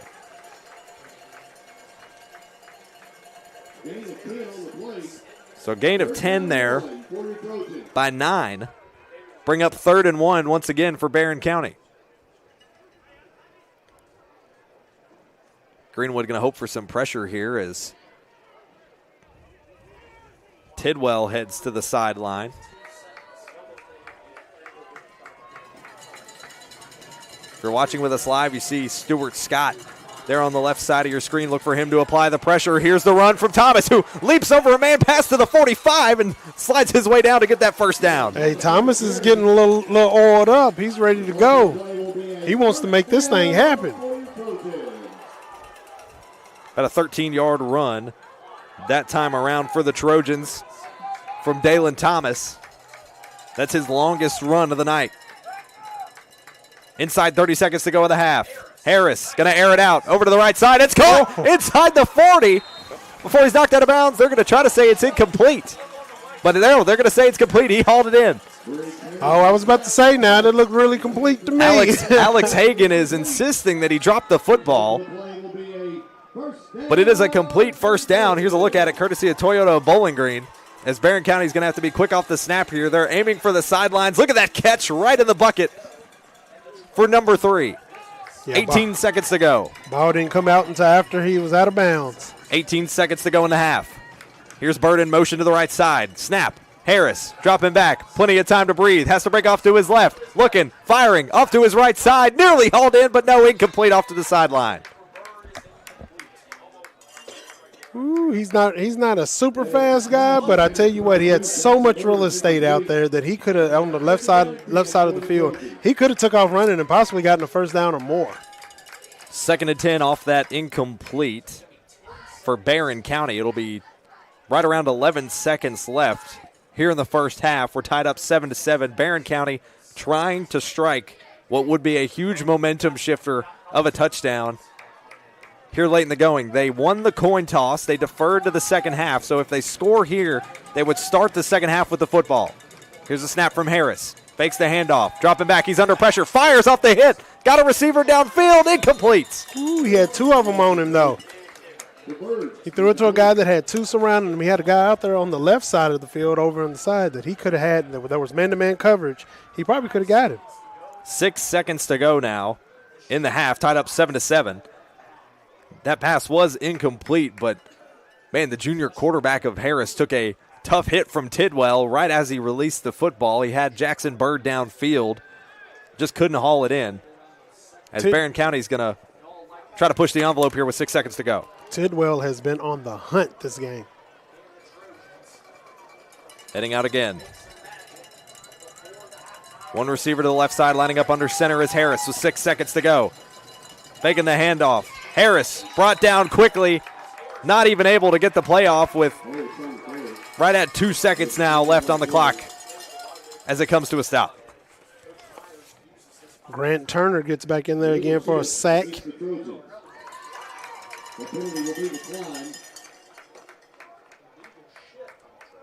It'll be an illegal shift penalty on the Trojans. And a timeout now called by Barren County with 1.2 seconds to go. A loss of 4 on that play, and Hamp in the middle of the scuffle. It almost looked like the intended play would be either a handoff of some kind, but it almost looks like when Harris came back for that handoff that a couple of his backs kind of started stepping on each other. Oh, yeah, moving a little too quick. It's been a miscommunication during this game. And as long as that's the one thing they got to get together is like they've been bumping into each other a lot. I've seen it happen 3-4 times already this game. And I know coach is very frustrated. And I know this, we got 5 seconds, 1 second left until the half. They might not come out to warm up until it's almost time to go. I think they're going to get a good, strong talking to. With 1.2 seconds to go, they're going to have essentially one play to get something going. Some other scores around the region. Bowling Green, Hamp, they were your pick to win. Purple's lead 40-0 currently against Warren Central. South Warren leads Meade County 20-0 as well as we currently run here with 1.2 seconds to go in the first half between Barren County and Greenwood. Under center is Harris, who takes a hit from his own running back, flag thrown to the backfield. And I believe that will run out the clock for the first half, which, again, looks like the play got just a little mixed up there, and running backs started stepping on each other. Yeah, coach has got his arms out right now, and I'm wondering, what in the world are y'all doing? Come on. I know I'd be frustrated. I'd be throwing stuff by now. It'll be a false start penalty on Barren County, but either way, that will end this first half. We are all tied up 7-7 between the Barren County Trojans and the visiting Greenwood Gators. No, they're going to continue to keep some. Both teams look to be heading to their respective sidelines, and the Trojans had half their roster, it looked like, going into the tunnel. And I think they're going to maybe add some time back to the clock here. A lot of confusion here at Trojan Field. I mean, you had the false start. Trojans were like, well, you know what? Let's just call it a half. It's like it'll be 4th and 19 on the way for Barren County, who, again, will lose the football off the pitch. It's recovered by Harris, and that will now end the first half. So both teams tied up 7-7. Barren County unable to capitalize on a late run that got them so close to the red zone. But either way, we're all tied up here at Trojan Field between the Barren County Trojans and the visiting Greenwood Gators, 7-7. You're tuned in to your Don Franklin Bowling Green Kia Game of the Week here on the 7 Mountain Sports Network. Your perfect vehicle is waiting at Don Franklin Kia in Bowling Green. Choose from the rugged Kia Sportage, the spacious Telluride, the electrifying EV6, and more. All with Don Franklin's 10-year unlimited mile powertrain coverage. With a large inventory of new Kia models and a team of caring automotive professionals dedicated to you, Don Franklin Kia in Bowling Green is here to service all of your Kia needs. Hurry in today to Don Franklin Kia, driven by family. When you bundle home and auto, life can be easier. You choose coverage that makes sense for you, at a price that's right for you, and a local State Farm agent who's there for you. Call State Farm agent Will Coker in Bowling Green today. At Morgantown Bank and Trust, a home equity line of credit offers you flexible access to the value in your home. With 5.99% introductory interest rate for the first 6 months, all the cash you need is right under your roof. Call today. This isn't just bubbles, it's balance. Relax sore muscles, refresh your mind, recharge your spirit. Discover the best hot tub brands like CalSpa, Hot Springs, and Free Flow at Aqualand on Campbell Lane. More than bubbles, it's balance. The emails can wait. The dishes can wait. Life feels better when you press pause. Find your escape with the top hot tub brands like CalSpa, Hot Springs, and Free Flow. Available locally at Aqualand on Campbell Lane. Your backyard getaway awaits. With State Farm Home Insurance, you can get the help you need from a local agent if things get complicated. And from our easy-to-use app whenever you need it. Call State Farm agent Will Coker in Bowling Green today. At Morgantown Bank and Trust, a home equity line of credit offers you flexible access to the value in your home. With 5.99% introductory interest rate for the first 6 months, all the cash you need is right under your roof. Call today. We know getting your car serviced isn't exactly your favorite thing to do. That's why we don't treat it like it's just another job. You want it done fast without cutting corners. We get it right the first time. You've got places to be. So we move like your schedule depends on it. Because it does. Clear communication, no surprises. Trust goes further than miles. Toyota of Bowling Green. We make servicing your vehicle simple.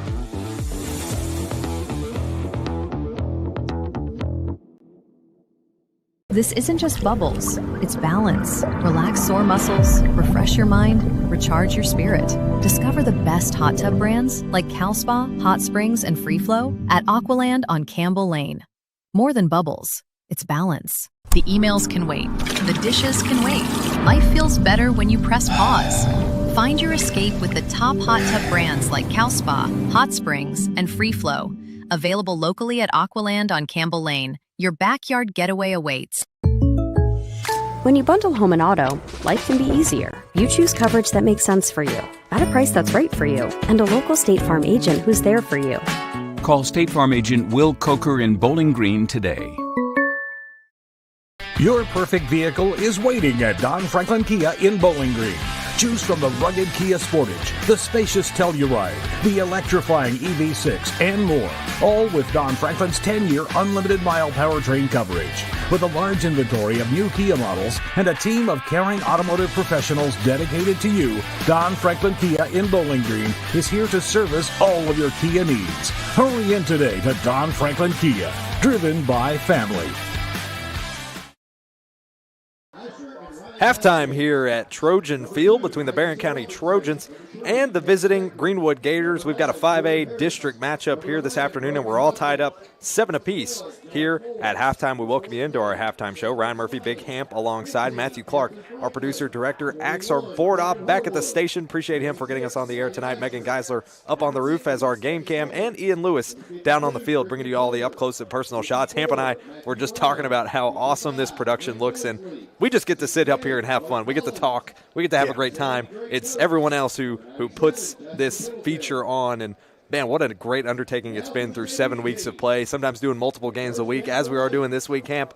It's been such a fun time, and what a great production team we have here. Absolutely. We have, I have to say, arguably the best production team out there, period, bar none. We might be a little biased. We might be a little biased. Might be just a little bit. But I've watched a lot of football for a long time, and what I've seen that we've got going on here, I just want to commend them and say great job to them and great job to my man Matthew over here. He's doing a great job, and as we look at some of your stats tonight, both the teams pretty even so far. The score does kind of tell you the story of how this game has gone so far for both these teams. Total for Greenwood, they lead in that category, but not by much. 161 total yards for Greenwood, offensively 153 for Barren County, but the most notable for Greenwood and a team that has been so rush heavy all season long, and especially when you look at the numbers so far this season, Greenwood total coming into tonight, almost 1,000 rushing yards on the season, just 14 shy, only 500 passing yards, and tonight they've got 129 passing, 32 only on the ground. The pass game has come in droves for Greenwood and has allowed them to really make big jumps down the field and really only use the rush game for short gains to make explosive passes. passes. It's unlike what we've seen from the Gators this year. Oh, yeah. It's a little different, but I think it's because they were smart enough to say, hey, you know what? They've been watching film. They know we're going to run. They know we got two powerful running backs. We got one powerful and we got one speedster. We got thunder and we got lightning. So we're going to throw it on them. So they changed it up a little bit, which is absolutely amazing. I like seeing Greenwood switch it up. You see that first down difference as well. Not much difference there. Gators with 2 turnovers versus Barren County's 1 and 5 first downs for Barren County versus the Gators 4. They've arguably taken more advantage of their opportunities, and that's evident in the pass game. Yes, they have 129 yards. That's only off of 4 completions, Hamp. The shortest of those was 9 yards, a completion from Levi Wyatt to Will Crutcher, and the largest of those being 50. Absolutely amazing. Again, I can't say it enough, man. Just the way that they have come out and what they're doing, their offense, switching it up the way that they switched it up, I think is working well for them. The Trojan offense, as we've seen, there's just been some miscommunication. If the team gets their communication together, then they will help their defense out. Last week it was a strong performance from the Gators as a whole, a 30-6 win at Warren Central to open up district play. But again, we mentioned Levi Wyatt, who hasn't scored a passing touchdown since week 2. That was at home versus Warren East. And maybe tonight, with some of these big passes we're seeing, we'll see him break into the end zone. He had a chance earlier with Griffin Howard in the red zone, came up short, but they were able to get Davis Cheney in, punch it up the gut with a 1-yard rushing touchdown, and that put them on the board, and we're now all tied up between these two teams, 7-7. We'll step aside. When we come back, we'll have some highlights for you. We'll take a look at some scores around the region and see if we can look ahead to how this second half may go here between the Barren County Trojans and the Greenwood Gators. You're tuned into the Don Franklin Bowling Green Kia Game of the Week on the 7 Mountain Sports Network. When you bundle home and auto, life can be easier. You choose coverage that makes sense for you, at a price that's right for you, and a local State Farm agent who's there for you. Call State Farm agent Will Coker in Bowling Green today. At Morgantown Bank and Trust, a home equity line of credit offers you flexible access to the value in your home. With 5.99% introductory interest rate for the first 6 months, all the cash you need is right under your roof. Call today. I want to buy this truck, man. This is perfect.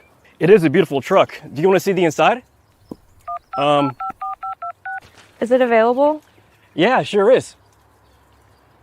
Is it available? I just said it was. Hey, how many miles has it got on it? Just over 30,000 miles. Still practically new. But it's got rain on it. What? Do you want to see the inside? Do you have any questions? No. I have to think about it.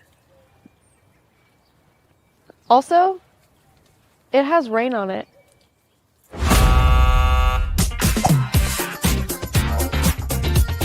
Selling your car shouldn't be a pain. Bring your vehicle out to Toyota Bowling Green and we'll make sure you get taken care of.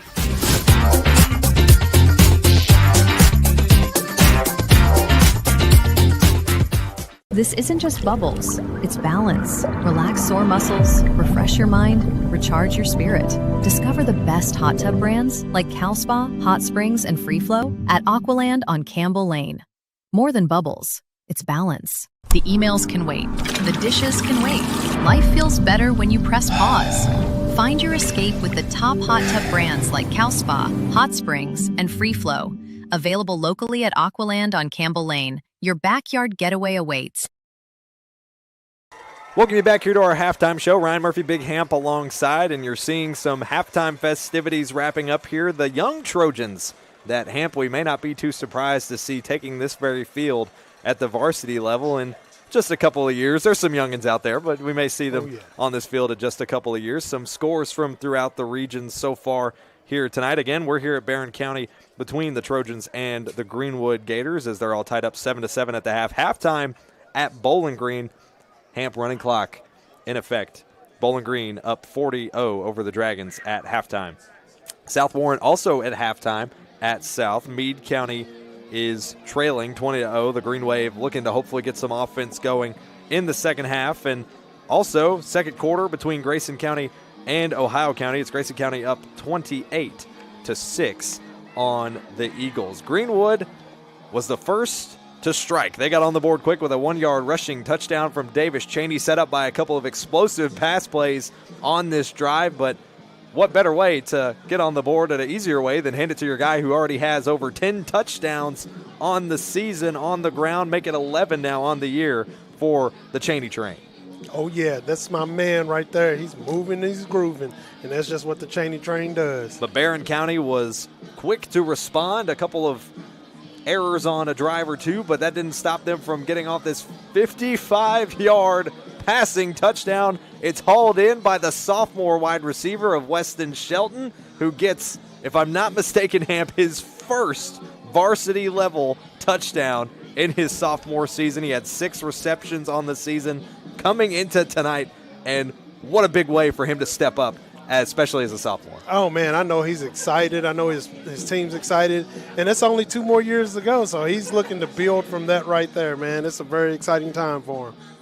So, obviously, both these teams are going to look to come out in the second half. Greenwood's still on the field. They're sitting over in the left side end zone talking things over, resting up for this second half. Griffin Howard is standing amongst his teammates here, but we've got, Hamp, not just one game this week. We call it the game of the week, but we've got games of the week this week with fall break next week for a lot of the schools in the region. Some teams opted to move their games to tonight, Thursday night. That's why we've got so many games going on around the region. And with that, we will also have a Friday night game. Tomorrow night we will be back at Warren East High School for some 4A action as the Raiders host ACS. And Hamp, I hate to say it, but you won't be with me, and it'll be the first time this season. I can't believe it. It feels wrong. It does, and I hate that I have to miss it.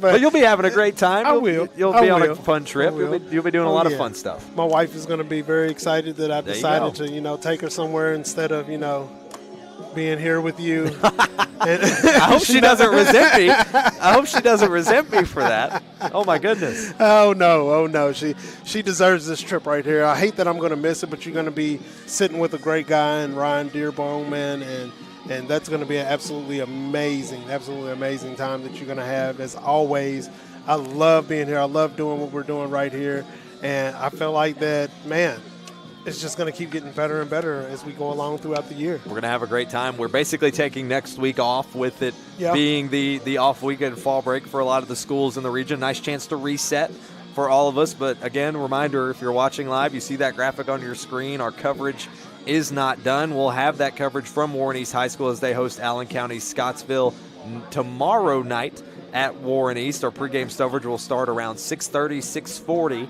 So you can hang with us there. We'll have Friday Night Lights, and now we'll wrap up our coverage for this week. 2 Don Franklin Bowling Green Kia games of the week this week. And honestly, Hamp, you can't beat that. Man, no, not at all. And I really wanted to be at tomorrow's game too, man, because, as my man Brian Webb always says, the Warren East Raiders. No one circles the wagon like the Raiders.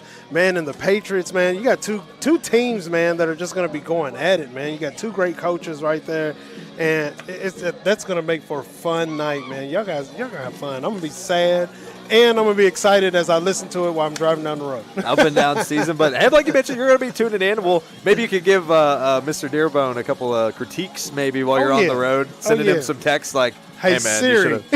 Hey, Siri, text Ryan Dearbone for me. But no, we'll have Ryan Dearbone on tomorrow as color. First time all season that we won't have Big Hamp alongside. It'll be a little different, but it's going to be fun. Oh, yeah. And Hamp will see you back after the fall break. Better believe it. Continue out the season. It'll be a great time. We've got plenty more games coming up this year. This is crunch time for these teams. This is arguably when the football in this region and in any region across the country is at its best. Yeah, this is the time right here.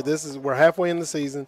You're in your district matchups, and you got to win these. You want to win district. You got to win district. So, you're putting it all right here. It's all going down on the line. So everybody is fighting. You pretty much know who your team is. You know who you are as a team right now. And if you don't know, you're in some serious trouble at this point in time of the year. And if you don't know, now you know. Now you know. As some say, now you know. Because at week 7, you got, 3 weeks to figure it out, essentially. And this is something that the Gators last season, arguably, is what they struggled with. They lost their last 3 games last year by 21 or more points. It was the defense that really started to maybe show some cracks in the concrete, if you will, for the Gators late down the stretch. And it's something that it seems like this year has been their biggest point of emphasis, has been really pushing their defense, not only with the run or the pass game. It seems like it's all just evolved to a different level this season. Oh, yeah, the Greenwood Gators defense is meshed well, and it's all about this right here. Do you want to practice on Thanksgiving, or do you want to stay at home and eat and watch football, or do you want to be playing tomorrow? You know what I mean? You want to be playing the next day. You want to be playing the next day. So, I mean, it's – you want that Thanksgiving meal to be the prep for that next game. Exactly, the carbs and the build-up, you know, to bring off that energy.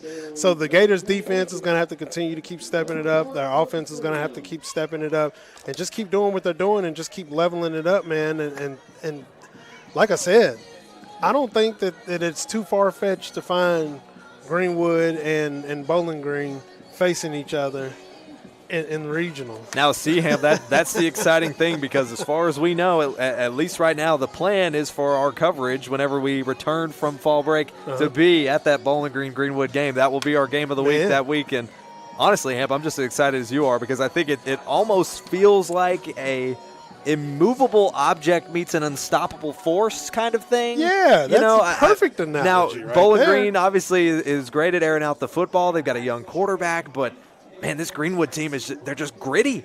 I mean, it may sound like a pun, but like they just are. They're gritty. They get it done on the ground. They've got it done through the air tonight. That's what's opened up all these passing possibilities. I'm surprised they don't have much more touchdowns on the board. They have a lot of heart too. A lot of heart. When things go down, they don't just put their heads down. They don't have pity on themselves. They go back out there. It's like Coach Howard just said, "Hey, look, you do this. If you mess it up, forget that. Because what are you going to do about it? Go to the next play." And that's just how they're playing. Whether it's defense or offense, if there's a slip up, it's like they correct it almost immediately and work through it. And you could say the same thing about Barren County. Now, though the season results look a little bit different. Last year in 6A, when their first year under head coach John Myers took this program to places they hadn't seen in over 20 years. Man. You could argue about this Barren County program. 10-3 on the season, and now in his second year, 3-3. Last year, through their first 6 games, they won all 6. They didn't lose their first game until week 7. They're 3-3 now. How do you think that plays into a lot of returners on this team? Because you can see just how hungry Barren County is. They show their emotions on the field, and they let it drive their play. Oh, yeah. Those guys, especially the seniors, are extremely hungry, and they really want to get it done. They have a few juniors, a few sophomores on the team, but these seniors really want these guys to step up. They know where they were last year, and they know they're not where they want to be this year. So, therefore, they are really, again, you can see the frustration, and you can see the seniors like, guys, you guys need to step it up. We can't do it by ourselves, which is good for them to realize that they can't do it by themselves, and they need those teammates. So them being able to tell them that hopefully they'll bounce back through the rest of the season, and that will also carry on for these younger guys next year. And what's been a strong start to district play for both of these teams as we basically enter week number 2 of what is district play here in 5A between these two teams. This will determine potentially for Barren County in particular, if they continue to carry their offensive momentum through this later part of the season, whether or not they host another playoff game here at Trojan Field. And that's something that, again, John Myers has really pushed. He said the goal last year, and a lot of the players echoed the same sentiment, was just to host a playoff game, and they did so much more than that. How much would it mean for this team to just continue that momentum and host another one for back-to-back seasons? Oh, man, that would be ecstatic. That would blow them out of the water. Not expecting to do that, but just pushing to get to a certain level. When you reach one goal and you surpass it, man, you're beyond the stratosphere. And I think that's where they would be if they're able to pull that off again this year. Smothers kicks it back to Barren County, who deferred to the second half. It bounces around the 29-yard line. He shook his head slightly in frustration there. Don't think he got the foot on it that he was hoping for, and Barren County is going to return it to around the 39-yard line, and that's where they will start their first drive here in this second half. Hamp, we mentioned it after Barren County won the coin toss, how deferring to the second half could be the difference maker. So far, their defense has kept them in it, tied up here 7-7, and we'll see if maybe they can carry some of that offensive momentum into the second half. Oh, yeah. Lining up under center is Harris in motion off to the left side. They're going to hand it off to Thomas, who runs up the middle for gain of 3 on the play. It was like the Gators said, hey, we know what they're going to do first play. Because every Gator, everybody on there, 9 out of 11 players were right there on that tackle. All the Gators have watched the film, it seems, on Dalen Thomas, the senior running back in his second year here with Barren County. Has had a stint with Glasgow his sophomore year where he played on all sides of the ball, offense, defense, and special teams, and now Thomas doing the same here. Is now the junior QB lining up under center. Hand off to Thomas again. Thomas trying to shake off some defenders, but that Gator wall just cannot be penetrated, and they'll send him backwards. A gain of what looks like 2 on the play. Yeah, they've definitely done their homework, and they are trying. They know how good he is. They know how good he really is, and they have to stop that, and they're doing an excellent job doing that at this moment. Looks like it was a gain of 3, and that'll bring up 3rd and 4 for Barren County with 10:45 to go in this third quarter. We're still tied up 7-7. Barren County now moving from left to right of your screen, and from our perspective, Greenwood moving from right to left to score. And a false start called against Barren County. Every Gator jumped up in surprise and pointed him out as that'll send him backwards. I've said it so many times. You're on the offense. You know the call. You're supposed to stay still. You're supposed to make them jump. 10:25 to go. Clock winding down in this third quarter. Still rolling. Tied up 7-7 are the Trojans and the Gators. And that false start penalty sends them back 5 yards. 3rd and 9 on the way. In motion. Handoff. No. Heads on to it to Harris. Passes it off to Bird, who gets out of bounds. He'll either be just short or they'll shift the chains. And it'll be another blowout first down for Barren County. Clutch time there for Jackson Bird, who manages to break the plane. Excellent play right there. They just knew that the Greenwood Gators thought it was going to be a run, thought it was coming up the middle, but it was a great fake. And to get it over the top right there in the middle of the field, right there where the linebackers are, great job by the offensive coordinator on that one. Bird under pressure had to take 2 Gators with him out of bounds to make that catch, and they managed with a blowout first down. Here's the handoff to Thomas, who tries to run up the left side and again meets a wall of about 4 Greenwood Gators. A gain of 1 on that play for Thomas. 2nd and 9 now on the way. Inside 10 minutes to go in this third quarter. We're still tied up 7-7 as Barren County playing what you call the long game here and trickling away at it. With that 1-yard gain from Thomas, they've now broken into Gators territory. They'll snap this one on 2nd and 9 from the Gators 49. Here's the handoff. No, it'll be a keeper, and then a handoff again. Here's to the 35, a spin back to the inside. He's going to step out of bounds. That was Corbin Wells, who had himself a strong run going, and on the spin move just planted that left foot right out of bounds around the 35-yard line. TBT was lucky that he was there. I mean, they're lucky that he was there to force him to go out of bounds, but if he would have made that spin just a little bit sooner, he possibly could have went on around him, but he didn't wrap him up like he should have. Corbin Wells had me lost trying to find him on the field with the football and had a couple of Gators shaking off his path, but ultimately stepped out of bounds, but got him the blowout first down. 1st and 10 on the way for for Barren County. Here's the handoff again from Wells, who will run it up the middle.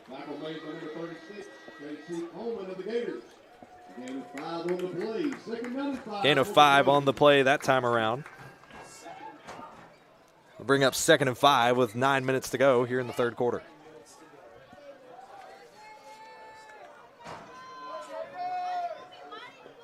Inside 9 minutes to go. 1 receiver off to the left side. 2 along the line to the right. They're going to hand it off once again to Wells, who finds a spot in the A-gap. Gets inside the 15 to the 10. He's brought down. Ooh, by none other than Stuart Scott, boy. He almost made his way into the end zone on that one. Corbin Wells has led this drive all on his own. He gets another blowout first down for the Trojans, as this should bring up 1st and goal from the 10. 8:25 to go in the third quarter. Barren County carrying that offensive momentum from the end of the half into the second. Here's the handoff to Thomas, who's going to try to power his way past the 9-yard line, but 4 Gators brings him down. no doubt that Thomas's strength is there because you see how the Gators, it takes 3 or 4 to get him to get sended backwards. Man, and you got to do that. If you don't, he's gone. He'll break right out of it.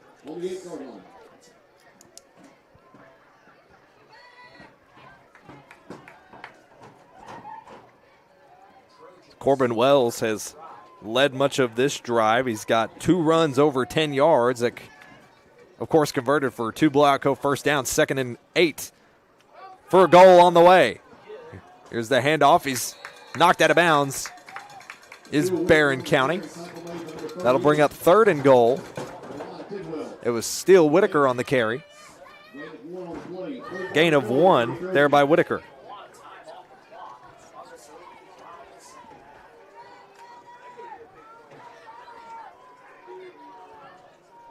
Barren County taking their time. In the huddle. As they'll now head to the line. They'll snap this from the 7 in Gators territory. 3rd and goal on the way, and flag is thrown. It looks like it'll be another false start on Barren County. Well, Barren County, boy, they keep eating these penalties. I mean, they sometimes bring it back, and they're able to come back from it, but right here in the red zone, no, you don't want to be pushed back at this point. And that'll bring up 3rd and 12 for Barren County.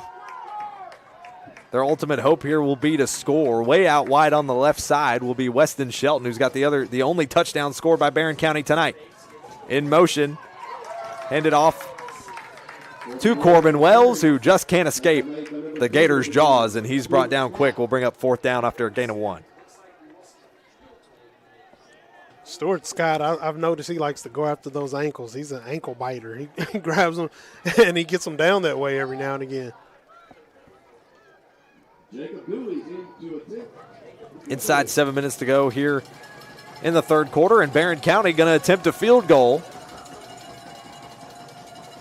We'll see if they can get it complete. That one's up, and it looks like it is good. Field goal is good for Barren County as they take the lead for the first time tonight. 10-7, the lead for the Trojans. Can't get in the end zone, next best thing, kick a field goal. Field goal complete gives Barren County their first score of the night. And we'll step aside. And when we come back, we'll see if the Gators have a chance to respond and retake the lead here on your Don Franklin Bowling Green Kia Game of the Week on the 7 Mountain Sports Network. Your perfect vehicle is waiting at Don Franklin Kia in Bowling Green. Choose from the rugged Kia Sportage, the spacious Telluride, the electrifying EV6, and more. All with Don Franklin's 10-year unlimited mile powertrain coverage. With a large inventory of new Kia models and a team of caring automotive professionals dedicated to you, Don Franklin Kia in Bowling Green is here to service all of your Kia needs. Hurry in today to Don Franklin Kia, driven by family. Welcome you back here to your Don Franklin Bowling Green Kia Game of the Week. Gators on the return, getting to the 20-yard line, and that is where they'll ultimately be stopped and start this offensive drive. It was number 19 for the Gators, Beck Smith, on the return. So that drive for Barren County ultimately comes up short. They got all the way inside the 10-yard line and ultimately to the 7 in Gators territory, but had that false start penalty that sent them backwards, and the Gators had a good stop on 3rd down, brought up 4th, and Barren County decided to go for about the 30-yard field goal, and they knocked it down to take their first lead of the game. It's 10-7 now, the lead for Barren County. And here comes the Gators. Here's the handoff. On the run is Davis Cheney past the 20, and he's tripped up about the 24-yard line. Dalen said, "You're going to stop me from running? I'm going to stop you from running." Gain of 3 on that play for Cheney. Bring up 2nd and 7 with 6:15 to go here in the 3rd quarter. This game's been running by pretty quick, Ham, despite how close it's been. It has. It has. A lot of running in this game. A lot of completed passes, though. 6 minutes to go in the 3rd quarter. Here's Wyatt moving off to his right side. Fires into double coverage, but it's broken up, incomplete. Intended for Eisenhower. Would have been about a 20-yard completion. Eddie hauled it in at the 45, but that'll be incomplete and bring up 3rd and 7.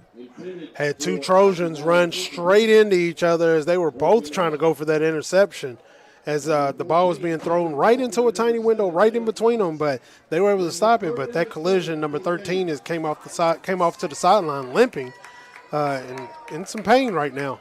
And you saw Eisenhower just after the play slaps his hands together. I feel like he knew he had that ball caught. It was almost perfectly placed in the gap by Levi Wyatt. It was just the contact that ultimately made it an incomplete. Here's Wyatt again on the pass and overthrows it. It was intended for Cesar Ortega just across the line in the flat.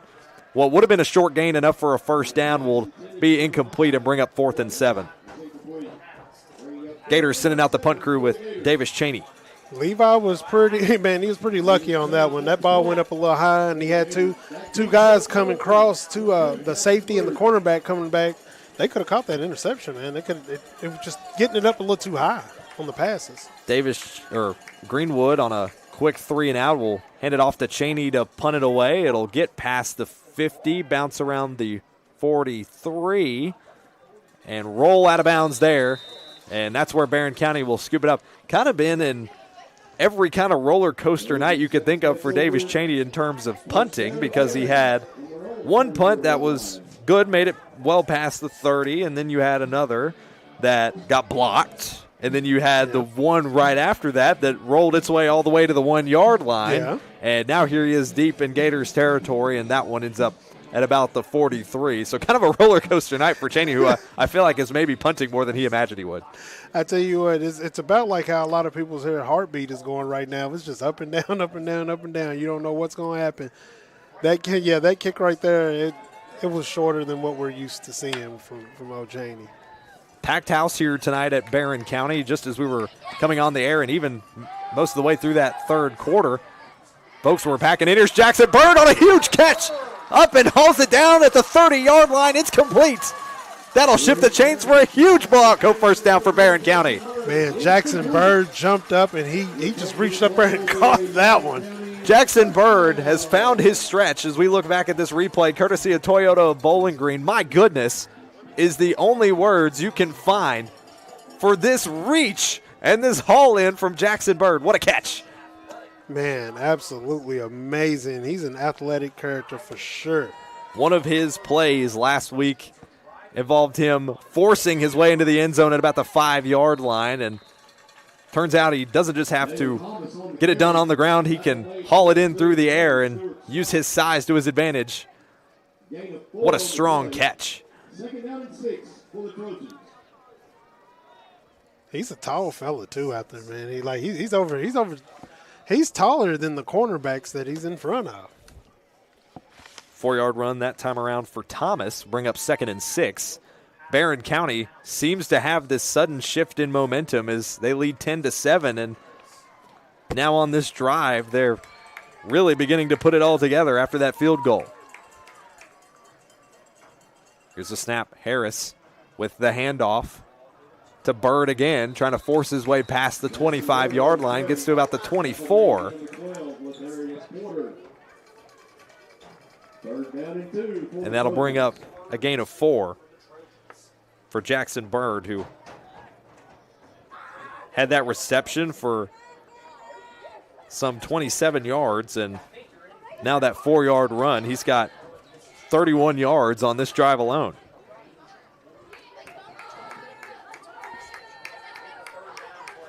Here's a big third down play on the way, 3rd and 2. On the run, sprinting, breaking, here comes Wells, finds his way to the end zone, touchdown! Wow, Wells broke like 4 tackles cutting up the middle right there. Wells ping-pongs his way into the end zone for another Edmonton State Bank touchdown. The momentum is on the side of the Trojans as they fight on here and continue to extend their lead.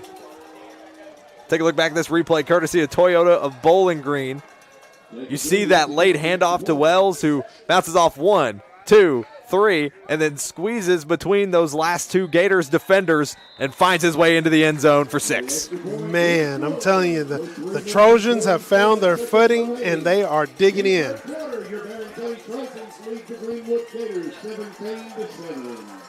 The Trojans have had the ball most of this quarter. They've been holding on to it, and with 3:47 to go in this third quarter and now a 17-7 lead over the Gators, Greenwood is going to have to start taking advantage of as many offensive situations as they can. They've been throwing the ball a lot tonight, Hampton. It worked a lot in the first half.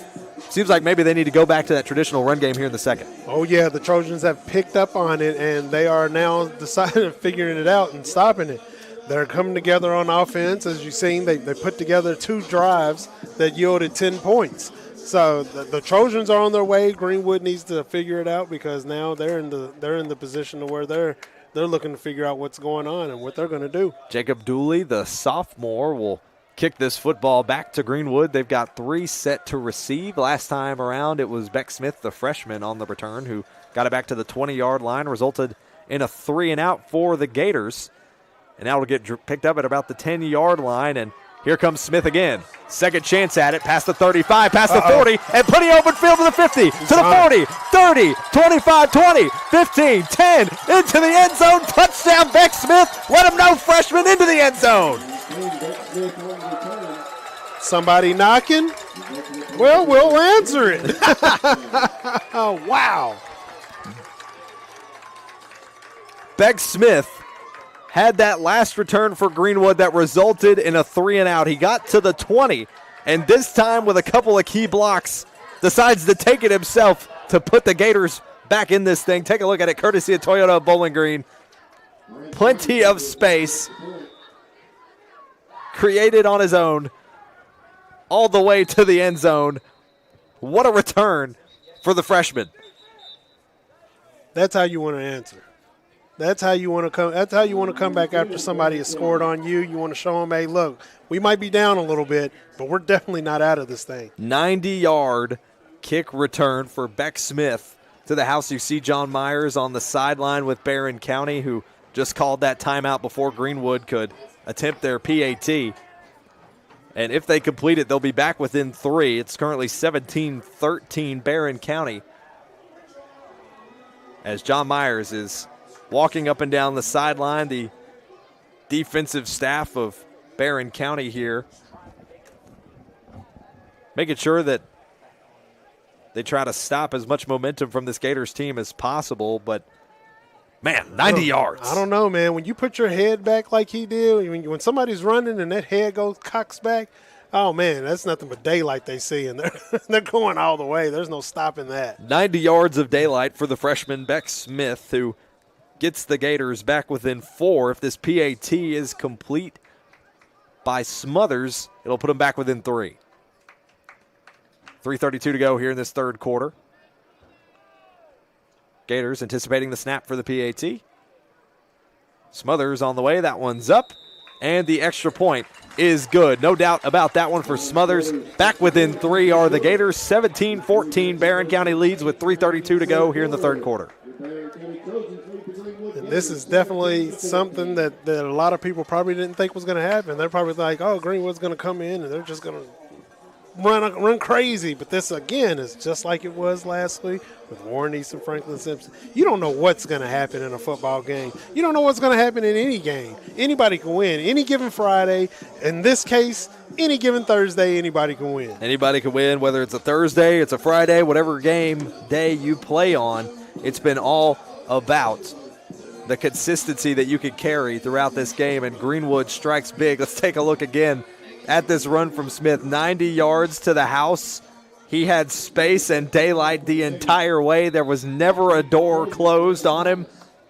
And the freshman releasing the turbojets and heading his way to the end zone for 6. Another Edmonton State Bank touchdown with a 90-yard kick return by Beck Smith.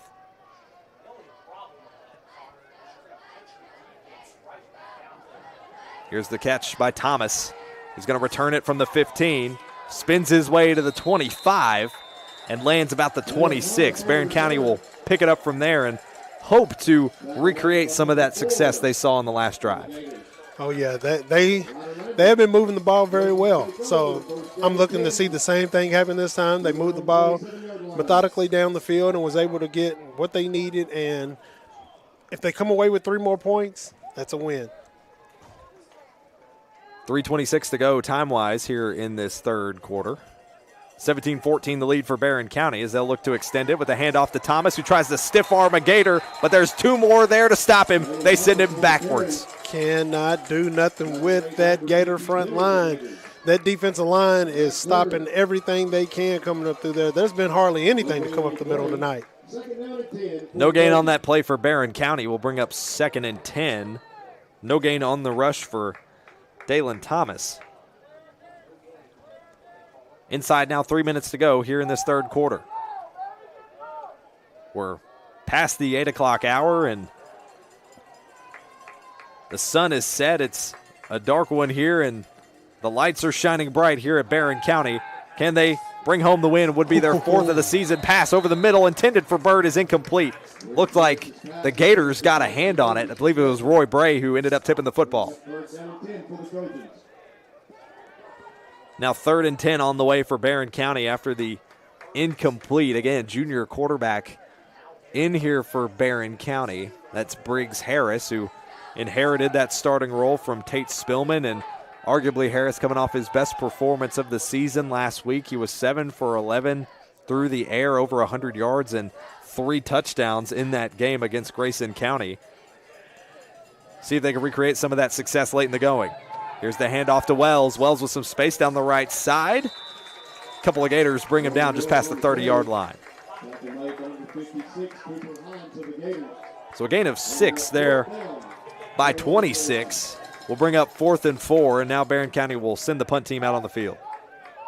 Hey, these Gators have been holding strong, and they did good right then and there to hold the Trojans offense right here, because if they would have made another push, they'd have got over that 50-yard line, they'd have been in trouble. 2 minutes to go here in this third quarter. Weston Shelton late to the line for Barren County. Now inside 2 minutes to go, it'll be Bird who punts it away. Looks like it'll land about the 35-yard line, and the Gators will wave it off, take it out of bounds, and offense will head back out onto the field and start this drive from there. Kicking it over to the sideline was probably the best thing for him coming off of that last kick return. I mean, punt return could have very well done the same thing. So very smart kicking it over toward the sideline to make sure that when he caught it, he was going to go out of bounds with it. Minute 52 to go here in this third quarter. Gators out onto the field. They'll snap this one at the start of this drive from their own 36-yard line or 37-yard line. Wide out of the shotgun, handed off to Cheney, who heads up the middle, bounces off a couple of defenders, and gets some extra yards through the spin. Brought down at the 44-yard line. Cheney just keeps churning those legs. Gain of 6. Or gain of 7 on the play. Second down and 4 for the Gators. Was a gain of 6 on the play, it looks like, for Cheney. 2nd and 4 now on the way for the Gators with a minute 20 to go. Here in this third quarter, here's the handoff to Self, who is getting back into the running game action here for the Gators, and he's brought down quickly. Gain of 1 on the play for Self. We haven't seen Self make a offensive gain for the offense here since early in that first quarter, where he had a 6-yard run just before or just after the punt. It was the first play of the second drive for the Gators that ultimately led to their touchdown. Self has been kind of quiet tonight. It's like he's keeping to himself. 45 seconds to go here in this third quarter. 3rd and 3. Here's Wyatt. Handing off to Self again, getting back in the offense, who's sneaking his way up the middle, and he'll get that first down, and that'll shift the chains. Another blowout coat first down for the Greenwood. Self said he's ready to come out and play.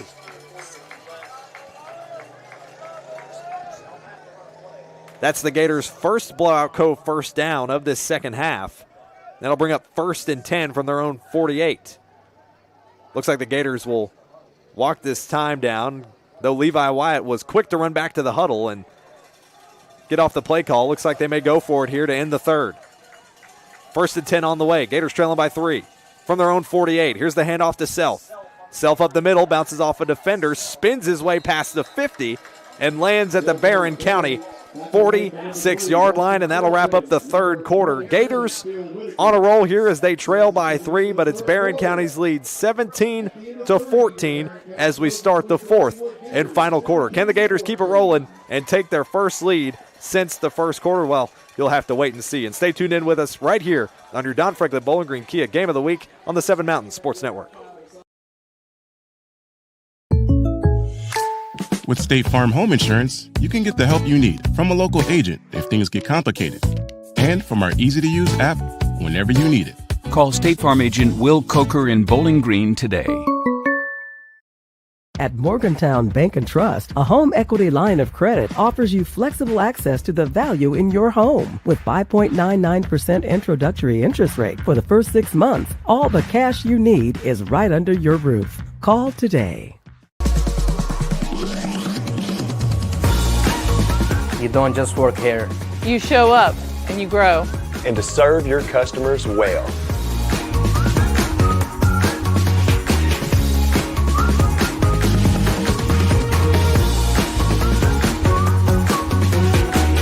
We're not just selling cars, we're selling careers and relationships.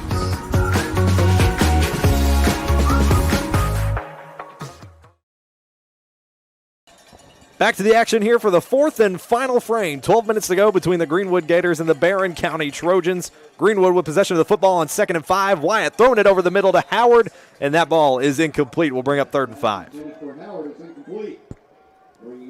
Going back to the air again. He was looking for Howard in the flat there, what would have been about a 4-yard gain, and the potential for Howard to make it another blowout first down. Unfortunately, that one just bounces off his right hand, a little underthrown. And now they'll keep it rolling here on a crucial 3rd and 5. Here's a snap from Wyatt. They'll leave it in the hands of Self. Heads off to the left side, who finds his way past the first down marker. I think he maybe extended that football past the line, or he's going to be just short. He got us a flag out there on the play. Flag on the play. It'll be a holding on the offense, so not the penalty you wanted for Greenwood, especially after such a strong play from Nathan Self.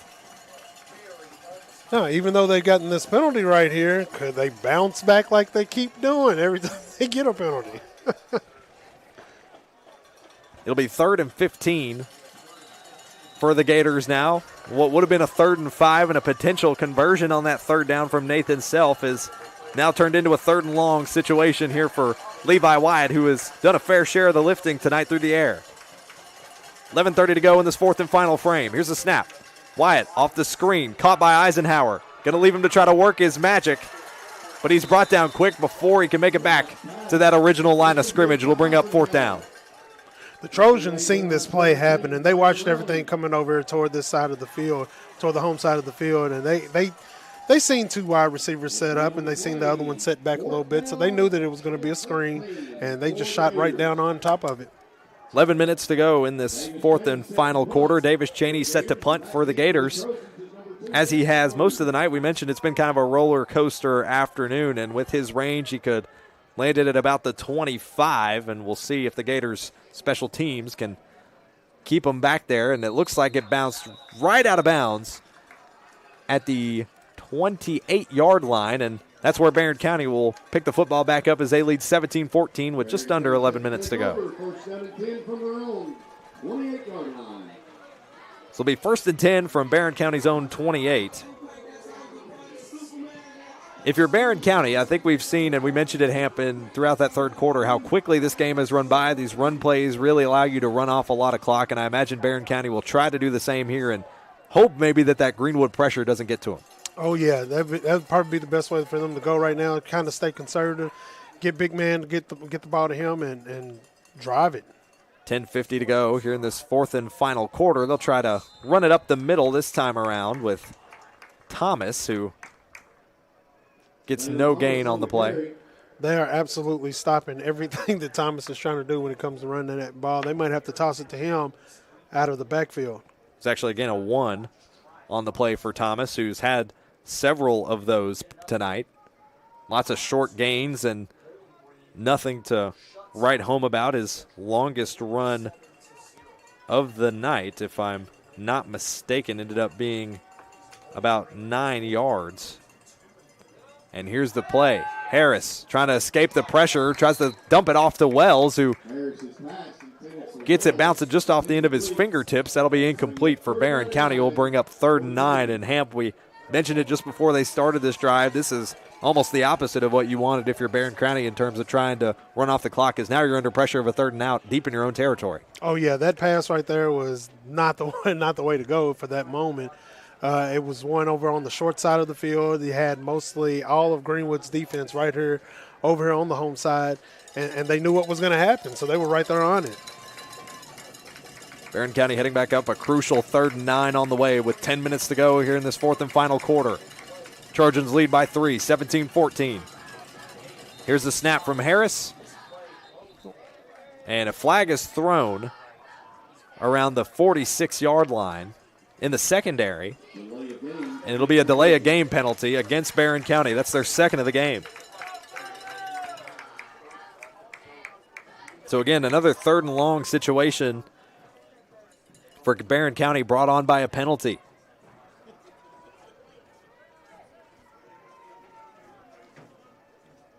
Yeah, this Barren County offense tonight has had several different little problems. I mean, you got penalty here and there, then you got the non-cohesiveness of the offense. I mean, like, they've had a few problems.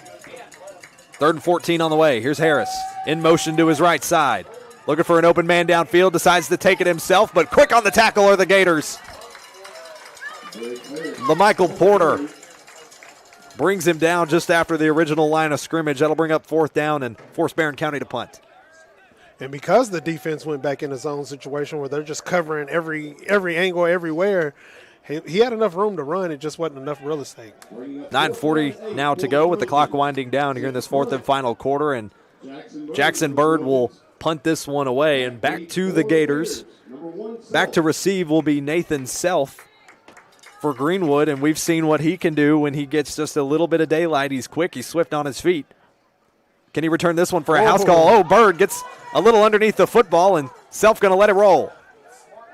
I thought he was going to scoop it up and try to go with it, but that was very intelligent to just let it roll on by. Peter.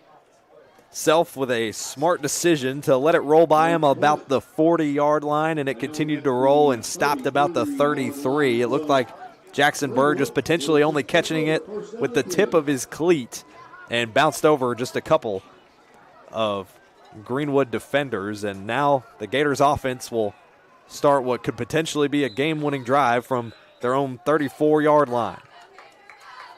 Levi White out of the shotgun, 2 receivers to the left side. Here's the handoff to Self, and then the pitch back to Cheney. Cheney up the middle, past the 1st down marker, past the 45 to the 50. That's where he's brought down. Ooh, Cheney was on the move, boy. Toss it back to the train. Cheney train rolling off the reverse sweep run play from Davis Cheney, who gets all the way up to the 49-yard line from the 33.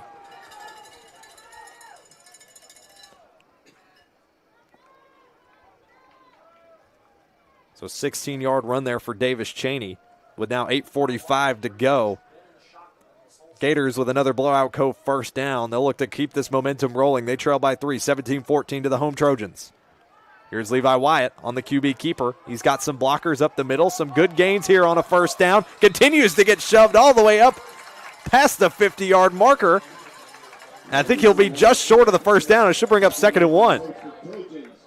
I wonder if they're going to call that a tush push. They got that quarterback on up there. It felt very much like one when you saw Levi Wyatt head into a crowd of Trojans. You watch it back, and he just continued to get help from his linemen to push him forward. And now here we are in a 2nd and 1. 2 to the right side, 1 to the left. Nathan Self lined up to the right. It's going to be a handoff to Self, who runs up the middle for the 1st down and continuing to get some help again from his lineman, getting him some shoves from behind to pick up a couple extra yards there, and another blowout coat 1st down for Greenwood. That Greenwood line is certainly pushing everybody that's running at the ball. They're shoving them down the field. If you can't make it a yard, we're going to give you 3. 3 yards, not to mention there for Nathan Self on that run. Will bring up 1st and 10 again for the Gators as they breach the 40 in Barren County territory. Here's the snap. Wyatt pitch it off to Cheney. Cheney again on the reverse sweep pitch. Gets another blowout coat first down.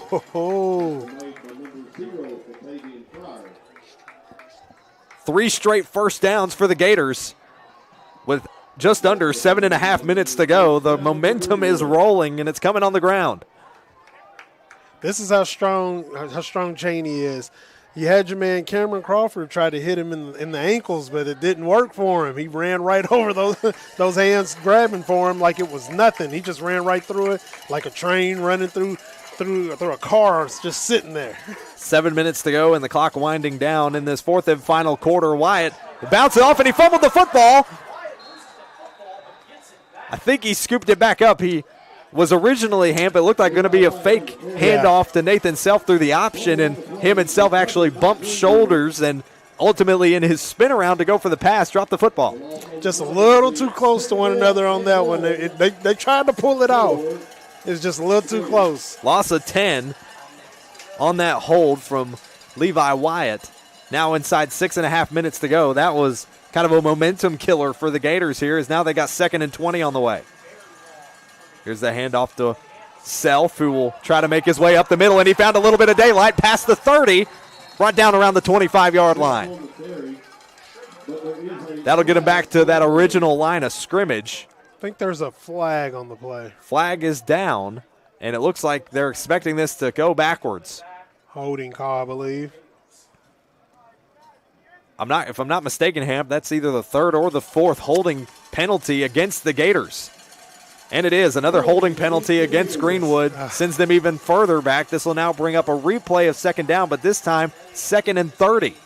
This is the stuff that it breaks your heart. As a coach and as a player, especially a senior, you're like, man, we want this win. We need this win. We got to keep the momentum going, and this is a killer right here. I mean, I know they want to protect, and I know they want to, make sure their guy gets downfield, but you can't hold. Inside 6 minutes to go in the fourth and final quarter. Gators trail by 3, and penalties have put them at a 2nd and 30 situation, but it'll be a timeout called by Greenwood. Coach Howard walking on the field like, what are you guys doing? Come on, let's get this straight. Let's get our minds right, because, again, it's a mental thing. When you start having penalties, a lot of it is just mental. And when you get back 20 yards before you even think about a first down, for some of these guys, they're like, we're not going to do it. Let's just whatever. That's just the mindset of the player. But coaches got to ring them in and say, look, calm down. We got this. Get out there and do your job. You got it. And just before that kind of a mishandled play between Levi Wyatt and Nathan Self, where they bumped shoulders and ultimately resulted in Wyatt fumbling the football, he recovered it for a loss of 10. Before that, they had 3 straight first downs and had already neared the red zone, and now they're here in a 2nd and 30 after penalties. Man. Barren County fans ringing the bells as another flag is thrown off the snap. A false start this time again on the Gators. More penalties sending them back. This is what hurts you. These are the things that can destroy your possibilities of a win. This could destroy your win if you're leading. These are the things that stop you from progressing right here. Got to get their minds right. 5:45 to go in the fourth and final quarter, and Greenwood has been plagued by penalties in a drive that started so strong with 3 straight first downs, has now resulted in 3 straight penalties, and now puts them at a 2nd and 33. Here's the snap. Wyatt dropping back. He's going to let it air out. Downfield, Bird hauls it in for another interception. Man, miscommunication. He threw it to the side. The wide receiver was coming inside. He threw it to the sideline. Miscommunication. Jackson Bird picks off Levi Wyatt for his 2nd interception of the game. Watch it back here, courtesy of Toyota of Bowling Green. Airs it out, and man, Eisenhower was set in his route, and Jackson Bird just put himself between that spot and hauled in the interception. Barren County defense showing up down the stretch where it matters most, as they retain the football and will start another drive from their own 21 with 5.5 minutes to go. Here's the QB keeper from Harris, who shaking a couple of tackles, spinning his way past the first down marker, gets brought down around the 40-yard line. The Trojans look like they want to hold on to this one as best they can. They want this win. Who wants it more with 5 minutes and 30 seconds left? Briggs Harris is coming to life here in this second half with a couple of pass plays, but a penalty will call this one back. So plenty of penalties now on both sides. Momentum killers. Momentum killers. Continue to knock down the momentum. It'll now be 1st and 16. 5 minutes and 15 seconds to go in the 4th and final quarter with the Gators trailing by 3. Here's the handoff to Thomas, who gets tripped up for a short gain.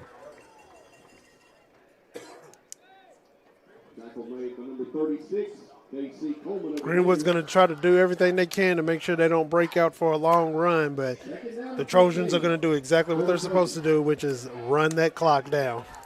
Gain of 1 on the play by Thomas. It was Casey Coleman on the tackle for the Gators. Now brings up 2nd and 15 with 4:40 to go, and you can just see how much time is continuing to get run down here by Barren County. 4:30 to go. Here's the snap. Faking the handoff is Harris, who's looking downfield for a deep ball pass. He's got another receiver downfield at the 50. It's incomplete. Again, he had Weston Shelton looking for what could have possibly been a second career varsity touchdown. Just falls incomplete around the 45 in Gators territory. Man, he was at the 43. The ball lands at the 45. I mean, he was running. He was running for it. He wasn't stopping. It's just he was just overthrown a little bit. Man, slightly overthrown with 4:24 now to go. And the clock is stopped off of that incomplete. It'll bring up 3rd and 15. If the Gators can get a stop here, it will give them enough time to potentially run it back down and either tie it with a field goal or win it with a last-second touchdown. Here's the run. Plenty of Gators on the hunt that time around to bring them down. Oh, yeah, everybody moved over there on that side. Everybody said, right side, right side. And the whole defense came over there and collapsed that whole play. Casey Coleman and Cooper Hines on that tackle brings them down for a loss of 3 on that run. And now Jackson Bird will punt it from Barren County's own 1. Now, we've seen the last time that Barren County had to punt, and Jackson Bird just got a little too much of the toe of his cleat on it, and it kind of spun. It didn't get as much height as he was hoping for, and it landed about the 35 in Gators territory, and that gave them decent field position as now the Gators will start at their own 50 with Nathan Self shaking a couple of tackles past the 40, brought down at the 37. Nathan said, I'm no longer staying to myself. I'm ready to come outside and play. Nathan Self saw great opportunities there, and as the Gators get set to go out for what could be a game-winning drive with 3.5 minutes to go, they trail by 3. Some other scores around the region. A final from Bowling Green. Purples win 47-0 over the Warren Central Dragons. In the 3rd quarter between the Spartans and of South Warren and Meade County, they lead 27-3. And in the 3rd quarter between Grayson and Ohio County, it's Grayson County 42 over the Eagles 6. Here's a snap for the Gators, another reverse sweep to Davis Cheney, who's got plenty of daylight. Inside the 20, 10, no doubt about it. The Cheney train has left the station. Another touchdown. Man, I'm telling you, that play right there just keeps working. Why not? Why change it? Why change it? Look at this replay courtesy of Toyota of Bowling Green. We've seen this play at least 5 or 6 times in this second half, and this time it leads to another Davis Cheney touchdown. As now they'll go for the PAT. The Gators, all they needed was 1 snap, and with 3 minutes to go, they're back on top. That's it. That's all they needed, and this fake to give it to him, give it to Self tosses it back to Cheney. Cheney cuts up the hole, man, and then wow. Smothers sends up the PAT, and it is good. The Gators back out front 21-17 with 3 minutes and 19 seconds to go in regulation. We'll step aside to see if Barren County can mount their comeback once again here on your Don Franklin Bowling Green Kia Game of the Week on the 7 Mountains Sports Network. Your perfect vehicle is waiting at Don Franklin Kia in Bowling Green. Choose from the rugged Kia Sportage, the spacious Telluride, the electrifying EV6, and more. All with Don Franklin's 10-year unlimited mile powertrain coverage. With a large inventory of new Kia models and a team of caring automotive professionals dedicated to you, Don Franklin Kia in Bowling Green is here to service all of your Kia needs. Hurry in today to Don Franklin Kia, driven by family. Welcome you back here to your Don Franklin Bowling Green Kia Game of the Week. A 39-yard rushing touchdown for Davis Cheney puts the Gators back on top. They lead 21-17 with 3 minutes and 19 seconds to go here in the fourth quarter. A flag is thrown off that kick from Smothers back to the Trojans. It'll be the free kick falling out of bounds.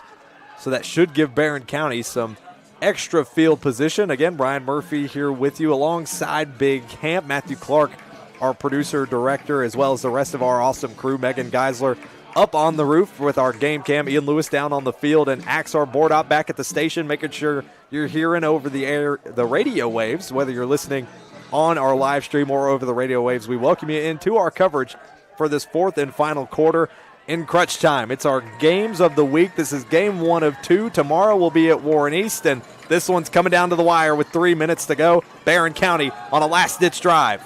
On the run is Harris on the QB keeper, and he'll get forced out of bounds around their own 39-yard line. Gain of 3 on the play by Harris. So it was a 39-yard rushing touchdown for Davis Cheney that put them back out front. Now Barren County will look to respond. We've seen a lot out of Briggs Harris in this second half, and especially on QB keepers. And inside now, 3 minutes to go. Can the junior quarterback in his first year as the starter lead the Trojans to a win? Pass over the top to Bird. It's caught. Gets his feet down, and he's knocked out of bounds at the 41-yard line. What a catch by Jackson Bird.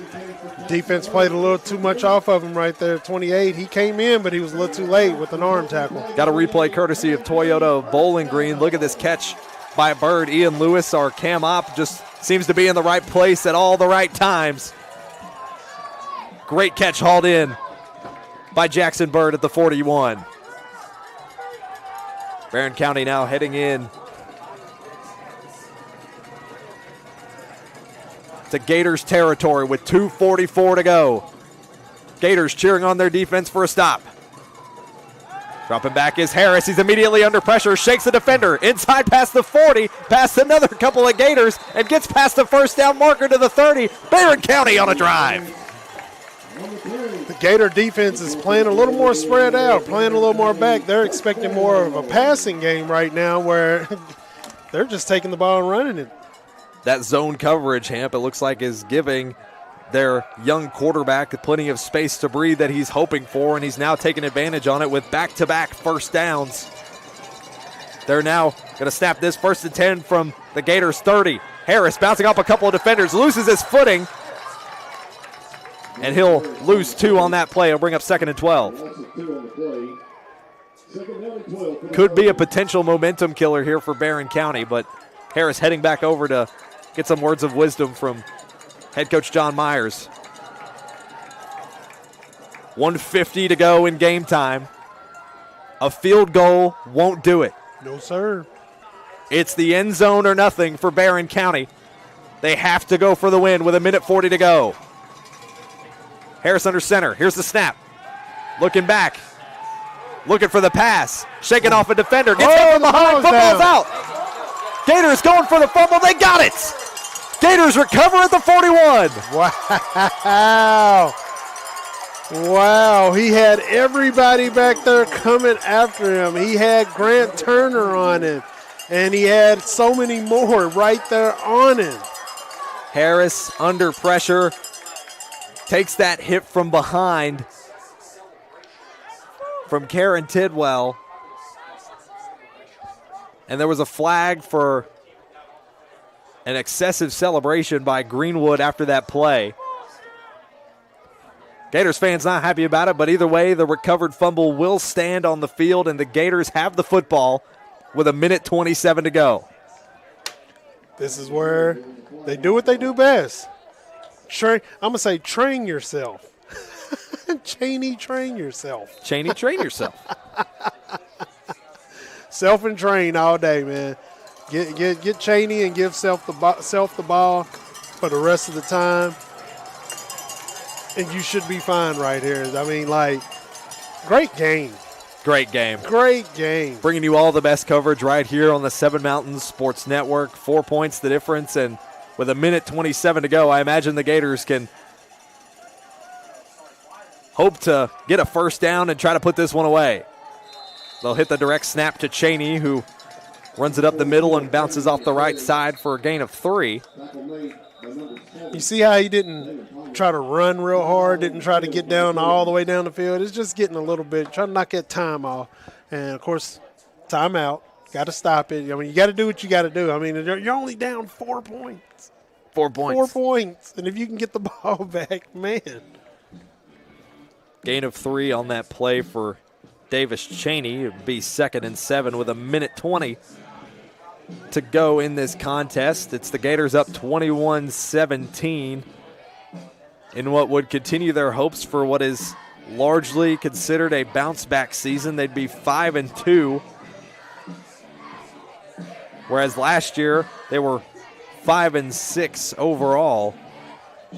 This is a season for Greenwood that so far they can hang their hats on. They've shown that grit, Hamp, and that determination that we've mentioned down the stretch that seemed to be lacking from last year's squad, and now here in district plays when it's showing on the biggest stage under the lights. Oh, yeah, these seniors said, not this year, guys. We are going to push through it, and we are going to fight for our way to get where we want to go. Minute 20 to go. It looks like another direct snap to Davis Cheney, who looks up the left side, and he'll get stopped quickly after a gain of 1 on the play there. Will bring up 3rd down. And once again, Barren County will call a timeout. They're doing everything they can to try to stall this out as much as possible. We're 2 and 7. If they can get 2 more, if they can just get a couple stops, they got an opportunity. It'll be 3rd and 6 on the way here. It was a gain of 1 on that run for Cheney again off the direct snap. And a minute 14 to go with the clock stopped. Gators lead 21-17. We mentioned the crowd here. It is a packed house. It's just a short trip down the Cumberland Parkway from Greenwood High School. There are cars lined up all around this field. And just as we were on the air, and seemed like midway through the first quarter, there were still cars piling in here to the campus of Barren County High School. And now they may have a chance to see if their defense can come up with a stop and drive down the field in the final minute of play. They got an opportunity. They got a chance, and it can be done. Seen it done so many times. So many times. John Myers, one of the most experienced head coaches in the region with a young squad. Another direct snap on the way to Davis Cheney on 3rd and 6. Trying to force an offsides here from Barren County, and they won't be able to do it. And it looks like the Gators will call their own timeout with a minute 14 to go. In some score finals and updates from around the region, we mentioned earlier Bowling Green beats Warren Central 47-0 at home. There's their final score for the Purples, who continue to improve on their season. South Warren, when we last updated you, it was 27-3 over Meade County. It has now improved in the third quarter, 41-3, the Spartans lead over the Green Wave. Spartans bringing it on in. And our most recent update for Grayson County and Ohio County, it's Grayson County that leads the Eagles 42-6 in the third quarter. And, of course, we've got your coverage here from Trojan Field as the Gators lead the Trojans 21-17. It was a 39-yard rushing touchdown by Davis Cheney that put the Gators back on top, and it wouldn't have been possible, Hamp, without that 90-yard kick return from a freshman in Beck Smith. Oh, my gosh, that was absolutely amazing. If you missed that one, go back and rewind it because it will be on YouTube at Seven Mountains Sports. So make sure you go back, watch that, because this game right here, is a game of the week. Minute 14 to go, 3rd and 6 with a direct snap to Cheney on the way. Here's the snap. Cheney once again heading up the middle, a couple of key blockers. He'll get a gain of what looks like 2 on the play. And I'll bring up 4th and 4. And we got a player down on the field. A Trojan is down, as both teams will now head back to their respective sidelines with an injury timeout. Now, I'm not sure or not, but I kind of watched that, and it looked like some excessive blocking. I mean, I don't know if you could call excessive blocking, but it was a pretty big pancake there. So I don't know. A lot of Barren County side there wanting a flag for what it just went down there. I thought at least in my own perspective, Hamp, I thought I saw maybe a late hit from Gators offensive lineman or something that was kind of away from the scuffle from the football. Yes. It looked like a kind of a late hit that was completely separate from the contact. Yes. That's what it looked like to me. I'm not sure how they would, I don't know if it's an unsportsmanlike or if that, like I said, I mean, he put him down. As the Trojan that was down on the field has gotten back to his feet and hasn't moved much from there. Looks like he'll try to make his way back to the sideline. If I'm not mistaken, I believe that is number 17, Baylor Browning, the junior, who has made his way under his own power back to the sideline. So good to see there. He's holding like around his left hip, it looks like. It took a hard hit, but maybe just a little shaken up as he made his way back to the sideline under his own power. And now the Gators offense will head back out onto the field, and the clock is winding down with 50 seconds to go. 4th and 6 on the way for the Gators.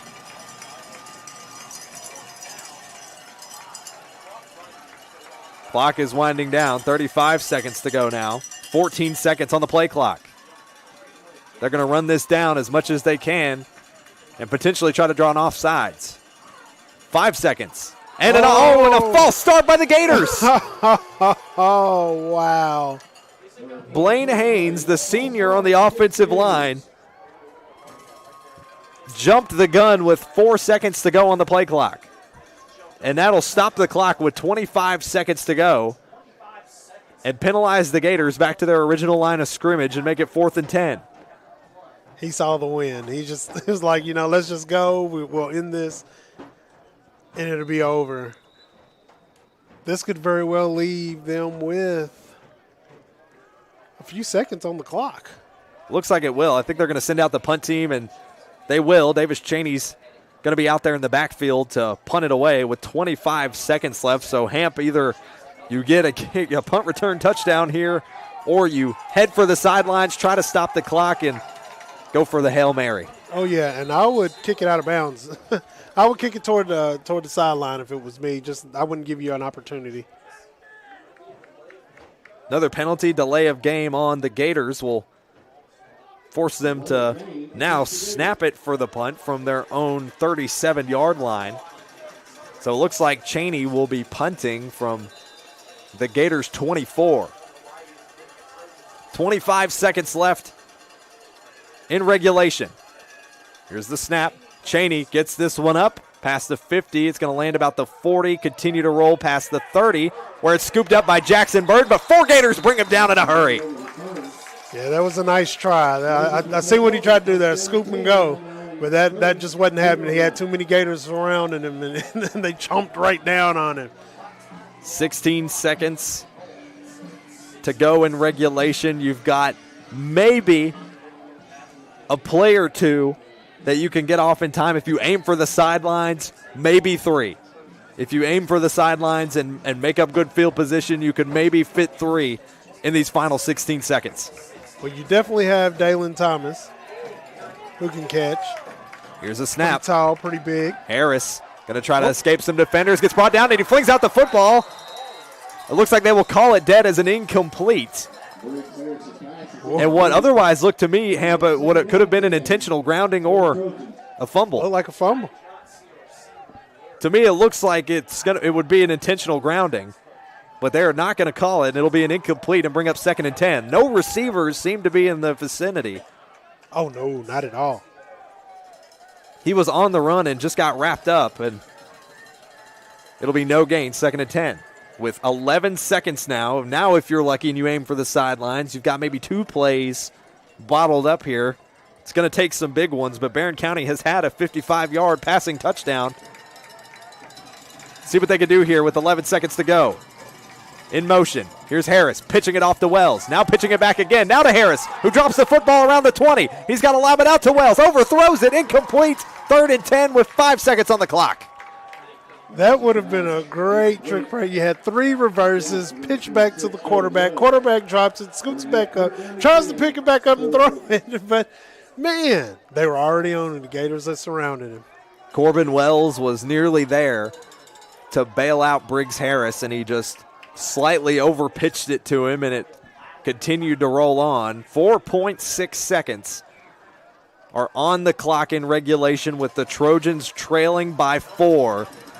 Greenwood's in prevent defense right now.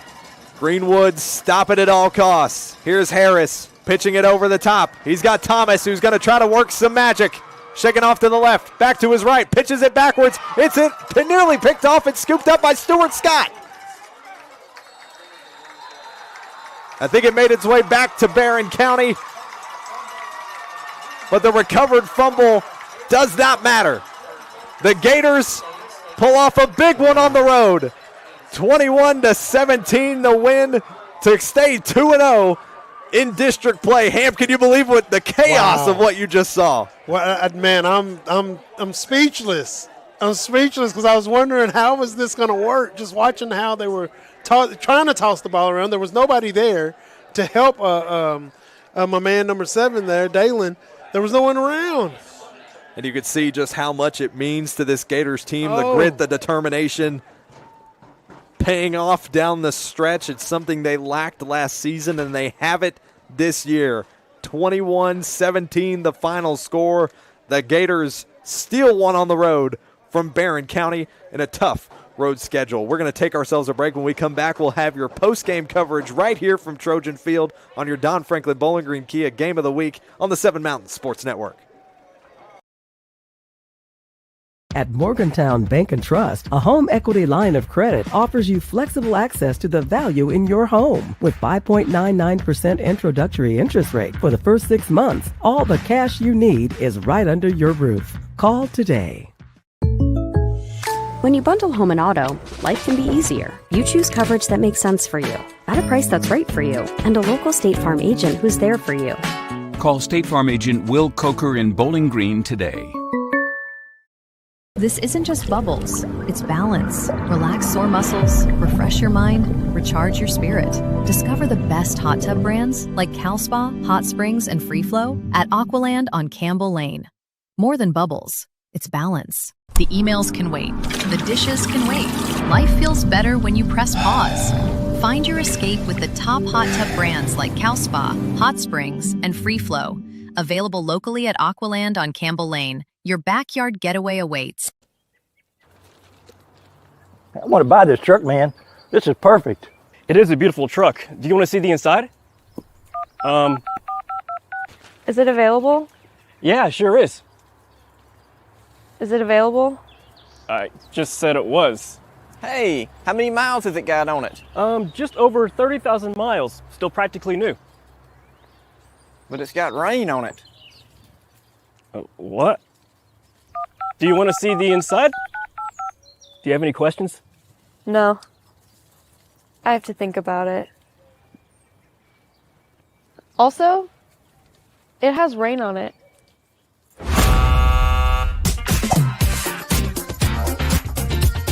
Selling your car shouldn't be a pain.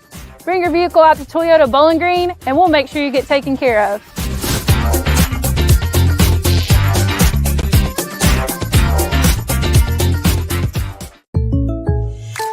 With State Farm Home Insurance, you can get the help you need from a local agent if things get complicated, and from our easy-to-use app whenever you need it. Call State Farm agent Will Coker in Bowling Green today. At Morgantown Bank and Trust, a home equity line of credit offers you flexible access to the value in your home. With 5.99% introductory interest rate for the first 6 months, all the cash you need is right under your roof. Call today. Your perfect vehicle is waiting at Don Franklin Kia in Bowling Green. Choose from the rugged Kia Sportage, the spacious Telluride, the electrifying EV6, and more.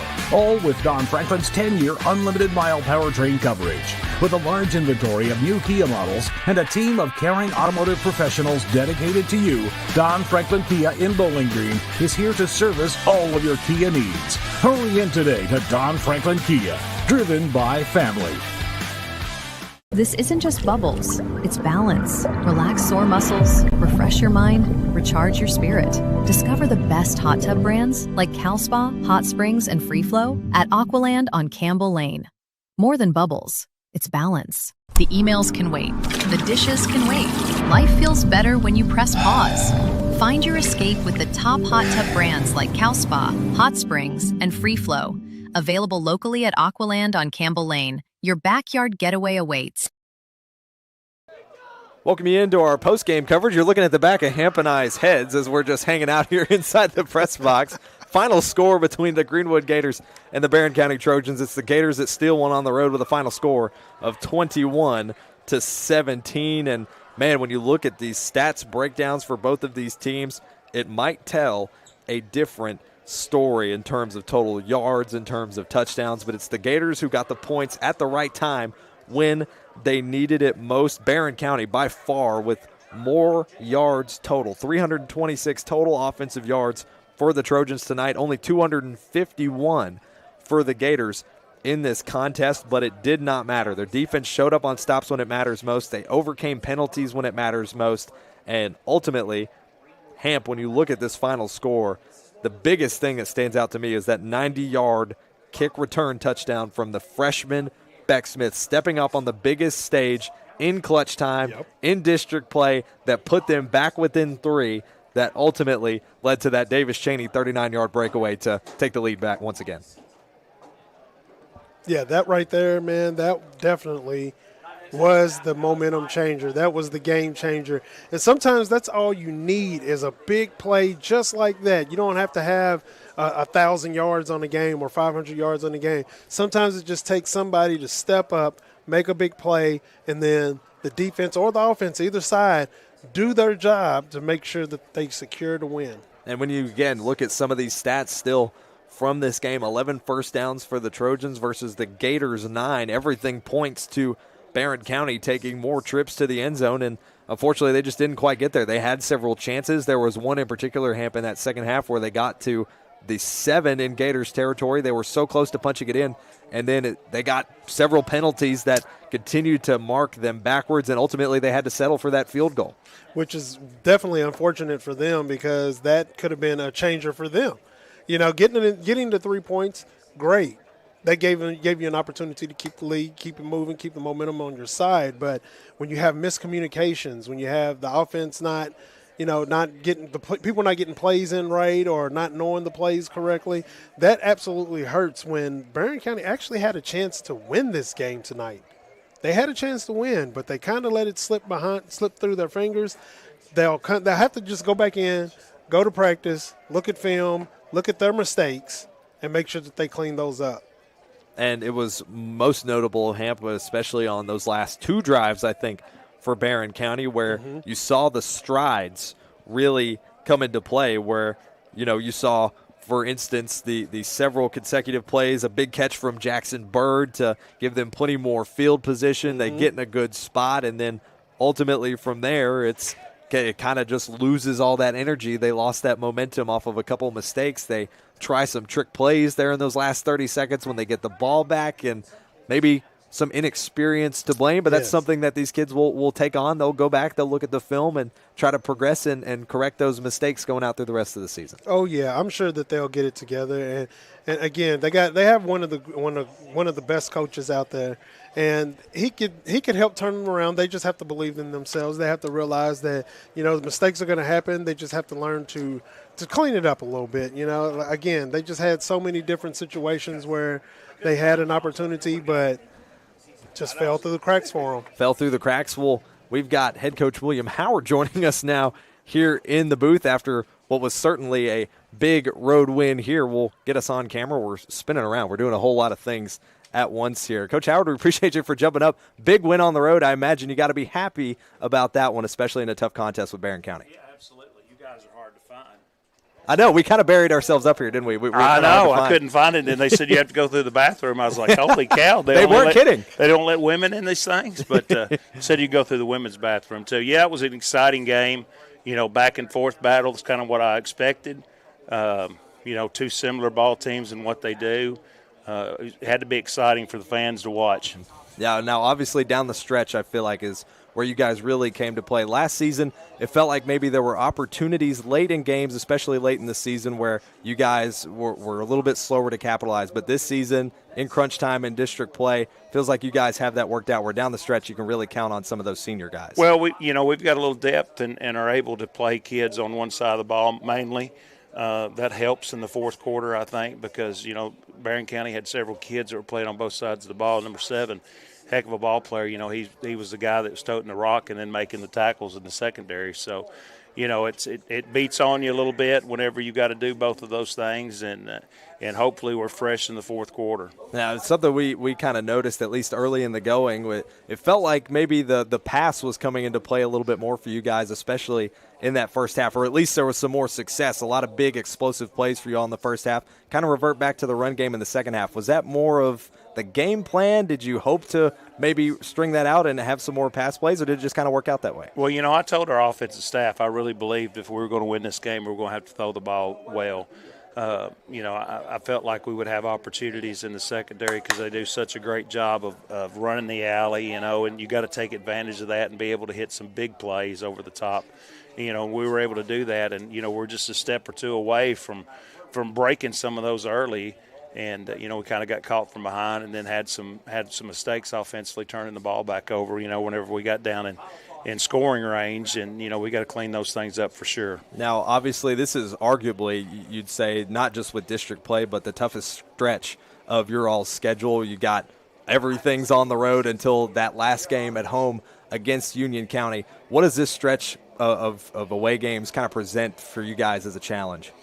Well, you know, we don't have to travel extremely far in our games. You know, we play a team in Tennessee, East Robertson, and it's not a very long travel, but they're an extremely good ball team up until tonight. They were undefeated, and I think with the opponent they had, they're probably going to remain that way. You know, and it's going to be a good test for us. And Union County is always a tough team. You know, they were in the state championship game, you know, last year, and, you know, those kids are used to winning. You know, it's going to be a tough stretch for us here at the end, but, you know, we've continued to get better, and that's what we're hoping to do, and, you know, we just got to build on that. Well, Coach, we appreciate you for sitting down with us after the game. Congratulations on a big win on the road. Appreciate you sitting down with us. We'll step aside when we come back. We'll wrap up our game coverage here on your Don Franklin Bowling Green Kia Game of the Week on the 7 Mountain Sports Network. At Morgantown Bank and Trust, a home equity line of credit offers you flexible access to the value in your home. With 5.99% introductory interest rate for the first 6 months, all the cash you need is right under your roof. Call today. When you bundle home and auto, life can be easier. You choose coverage that makes sense for you, at a price that's right for you, and a local State Farm agent who's there for you. Call State Farm agent Will Coker in Bowling Green today. This isn't just bubbles, it's balance. Relax sore muscles, refresh your mind, recharge your spirit. Discover the best hot tub brands like Cal Spa, Hot Springs, and Free Flow at Aqualand on Campbell Lane. More than bubbles, it's balance. The emails can wait, the dishes can wait. Life feels better when you press pause. Find your escape with the top hot tub brands like Cal Spa, Hot Springs, and Free Flow. Available locally at Aqualand on Campbell Lane. Your backyard getaway awaits. I want to buy this truck, man. This is perfect. It is a beautiful truck. Do you want to see the inside? Is it available? Yeah, sure is. Is it available? I just said it was. Hey, how many miles has it got on it? Just over 30,000 miles. Still practically new. But it's got rain on it. What? Do you want to see the inside? Do you have any questions? No. I have to think about it. Also, it has rain on it.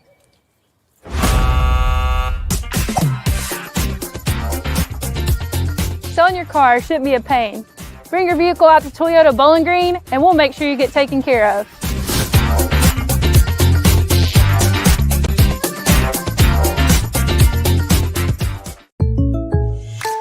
With State Farm Home Insurance, you can get the help you need from a local agent if things get complicated. And from our easy-to-use app whenever you need it. Call State Farm agent Will Coker in Bowling Green today. At Morgantown Bank and Trust, a home equity line of credit offers you flexible access to the value in your home. With 5.99% introductory interest rate for the first 6 months, all the cash you need is right under your roof. Call today. Your perfect vehicle is waiting at Don Franklin Kia in Bowling Green.